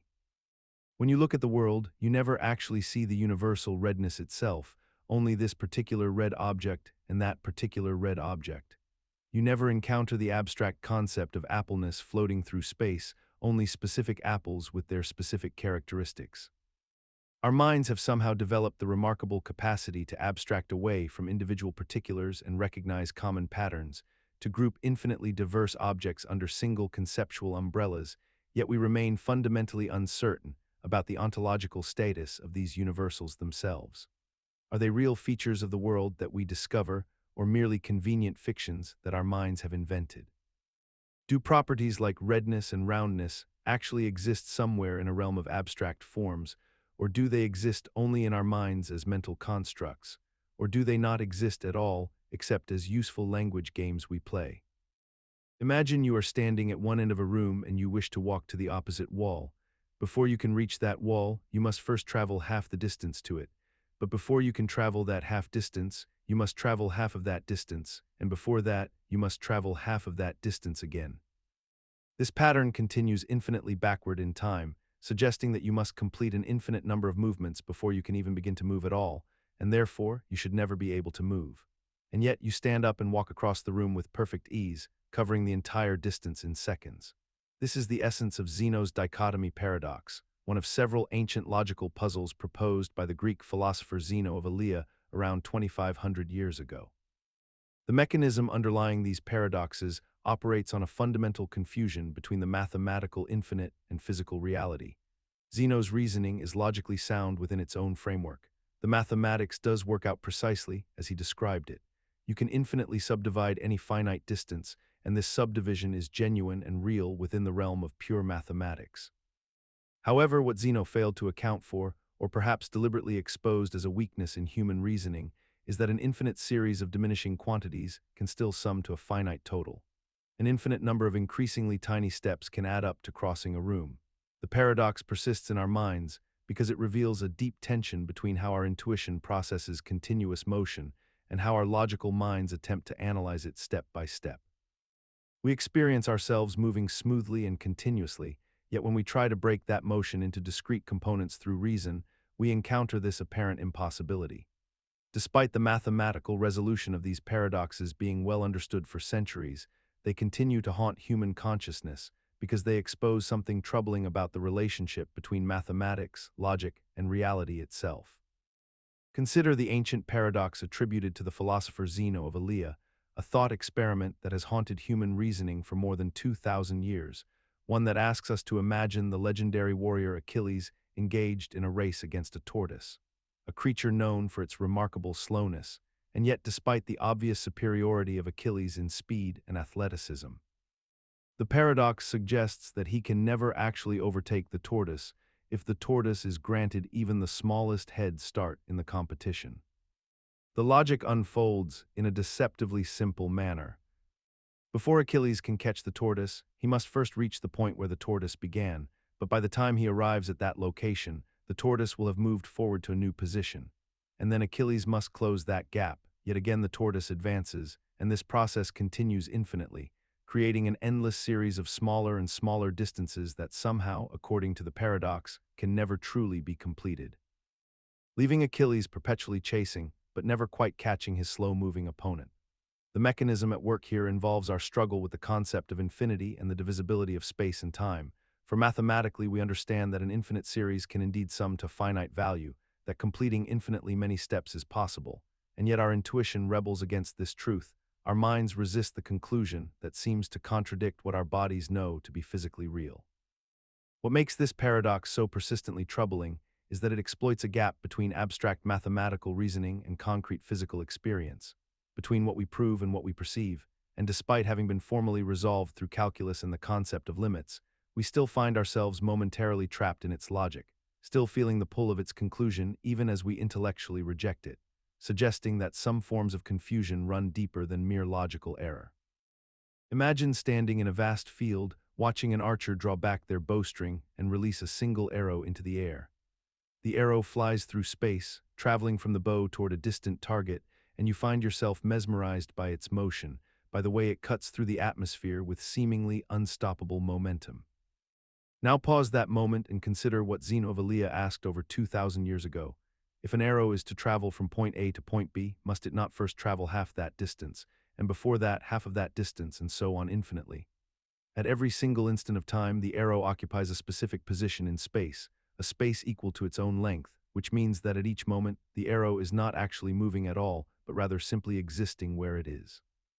The paradox suggests that motion itself is impossible because at any given moment, the arrow cannot be moving through space if it is stationary within that space. And if it is stationary at every moment that exists, then how can it ever move at all? The psychological grip of this paradox lies in the collision between our direct, intuitive experience of motion and the logical argument that seems to prove motion cannot exist. We watch the arrow fly, we see it reach the target, and yet the mathematical reasoning appears airtight, creating a profound cognitive dissonance between observation and logic. Yet we have normalized this paradox by simply accepting that motion exists despite the puzzle, by letting mathematics and physics eventually provide explanations through calculus and the resolution of infinite series, without truly confronting the strangeness at the heart of the matter. The arrow continues to fly through our awareness, and we continue to live as though motion is real, even though the question of how something can move through an infinite number of points in finite time remains, in some fundamental sense, deeply unsettling and perhaps forever mysterious. Consider the most fundamental question that has haunted philosophers, physicists, and theologians for centuries. Why does anything exist at all, and why should existence be preferable to absolute nothingness? In our daily lives, we rarely pause to contemplate this question because we are so thoroughly embedded within a universe already full of matter, energy, consciousness, and complexity that the sheer fact of existence feels inevitable and unremarkable. We wake each morning to a world that is already here, already dense with objects and people and possibilities, and we proceed through our days solving practical problems and pursuing concrete goals without ever asking the foundational question of why there is something rather than nothing at all. Yet this question lurks beneath every human endeavor, every scientific discovery, and every philosophical system we construct. The psychological mechanism that allows us to ignore this question is a kind of existential bracketing, a natural cognitive process by which we accept the world as a given premise from which all other reasoning must proceed. Our minds are built to work within a framework that assumes existence, and questioning the framework itself feels almost senseless, like trying to think about what it would mean to think without a mind. We have normalized this state of profound puzzlement by treating it as something too abstract or too foundational to deserve our attention, preferring instead to focus on derivative questions about how things work rather than why anything works at all. Yet the question persists in the background of human consciousness, surfacing in moments of wonder, in late-night philosophical conversations, in the work of artists and writers who sense that existence itself is somehow improbable or miraculous. No logical argument can resolve why the universe should favor being over non-being, why the laws of physics exist, or why consciousness emerged to contemplate these very laws. We simply find ourselves in a universe that is, and all our knowledge and all our achievements rest upon this inexplicable foundation of something rather than nothing. Consider for a moment the vast expanse of space surrounding our small planet, a cosmos containing billions upon billions of galaxies, each with billions of stars. And yet when we direct our most sensitive instruments toward the heavens in search of signals or transmissions from other intelligent civilizations, we encounter only an overwhelming and persistent silence that stretches across the electromagnetic spectrum. We have built radio telescopes of extraordinary sensitivity, we have listened intently to the frequencies most likely to carry artificial signals, and we have conducted searches like the search for extraterrestrial intelligence with remarkable dedication. And yet the universe returns only the static of cosmic radiation and the natural emissions of distant objects, never a clear, unmistakable call from another mind reaching across the void. This phenomenon, sometimes called the Fermi paradox, presents us with a peculiar psychological tension that gnaws at our understanding of existence itself. The mathematical probability suggests that life should be abundant throughout the universe, that the sheer scale and age of cosmos make it statistically implausible that Earth alone harbors consciousness and intelligence, yet the empirical silence confronts us with the uncomfortable possibility that either our assumptions are fundamentally wrong, or something prevents civilizations from reaching out across the stars, or perhaps they have already reached a point of self-annihilation before achieving such capability. Consider that you wake each morning and move through a series of predetermined activities, from the moment your alarm sounds until you close your eyes at night, following scripts written by culture, economics, and circumstance, and yet you spend an enormous amount of mental energy wondering whether any of it matters at all. Whether the accumulation of days and accomplishments and relationships actually constitutes something meaningful, or whether you are simply narrating a story to yourself that gives shape to what is ultimately random and purposeless existence. The real situation is this: humans are the only creatures we know of that must actively construct meaning from an otherwise indifferent universe. Because our consciousness demands it, our brains require the sensation of purpose to function properly. Yet we have no objective measure against which to verify whether the meaning we construct is real or merely a comforting fiction we tell ourselves to avoid the vertigo of meaninglessness. The psychological mechanism at work is that our minds cannot tolerate purposelessness for extended periods, so we automatically generate narratives of meaning from whatever materials are available to us, whether that is achievement, family, spirituality, creative expression, or contribution to something larger than ourselves, and we reinforce these narratives through repetition and social validation until they feel as solid and true as physical objects. What persists despite its logical fragility is this fundamental assumption that meaning is something that exists in the world waiting to be discovered rather than something invented by consciousness itself. And we have so thoroughly normalized this illusion that to question it feels almost transgressive, as though admitting that meaning might be self-created would somehow diminish its value or make our lives less worth living, when perhaps the opposite is true. That the very act of consciously creating meaning in a meaningless universe is the most courageous and authentic response available to us.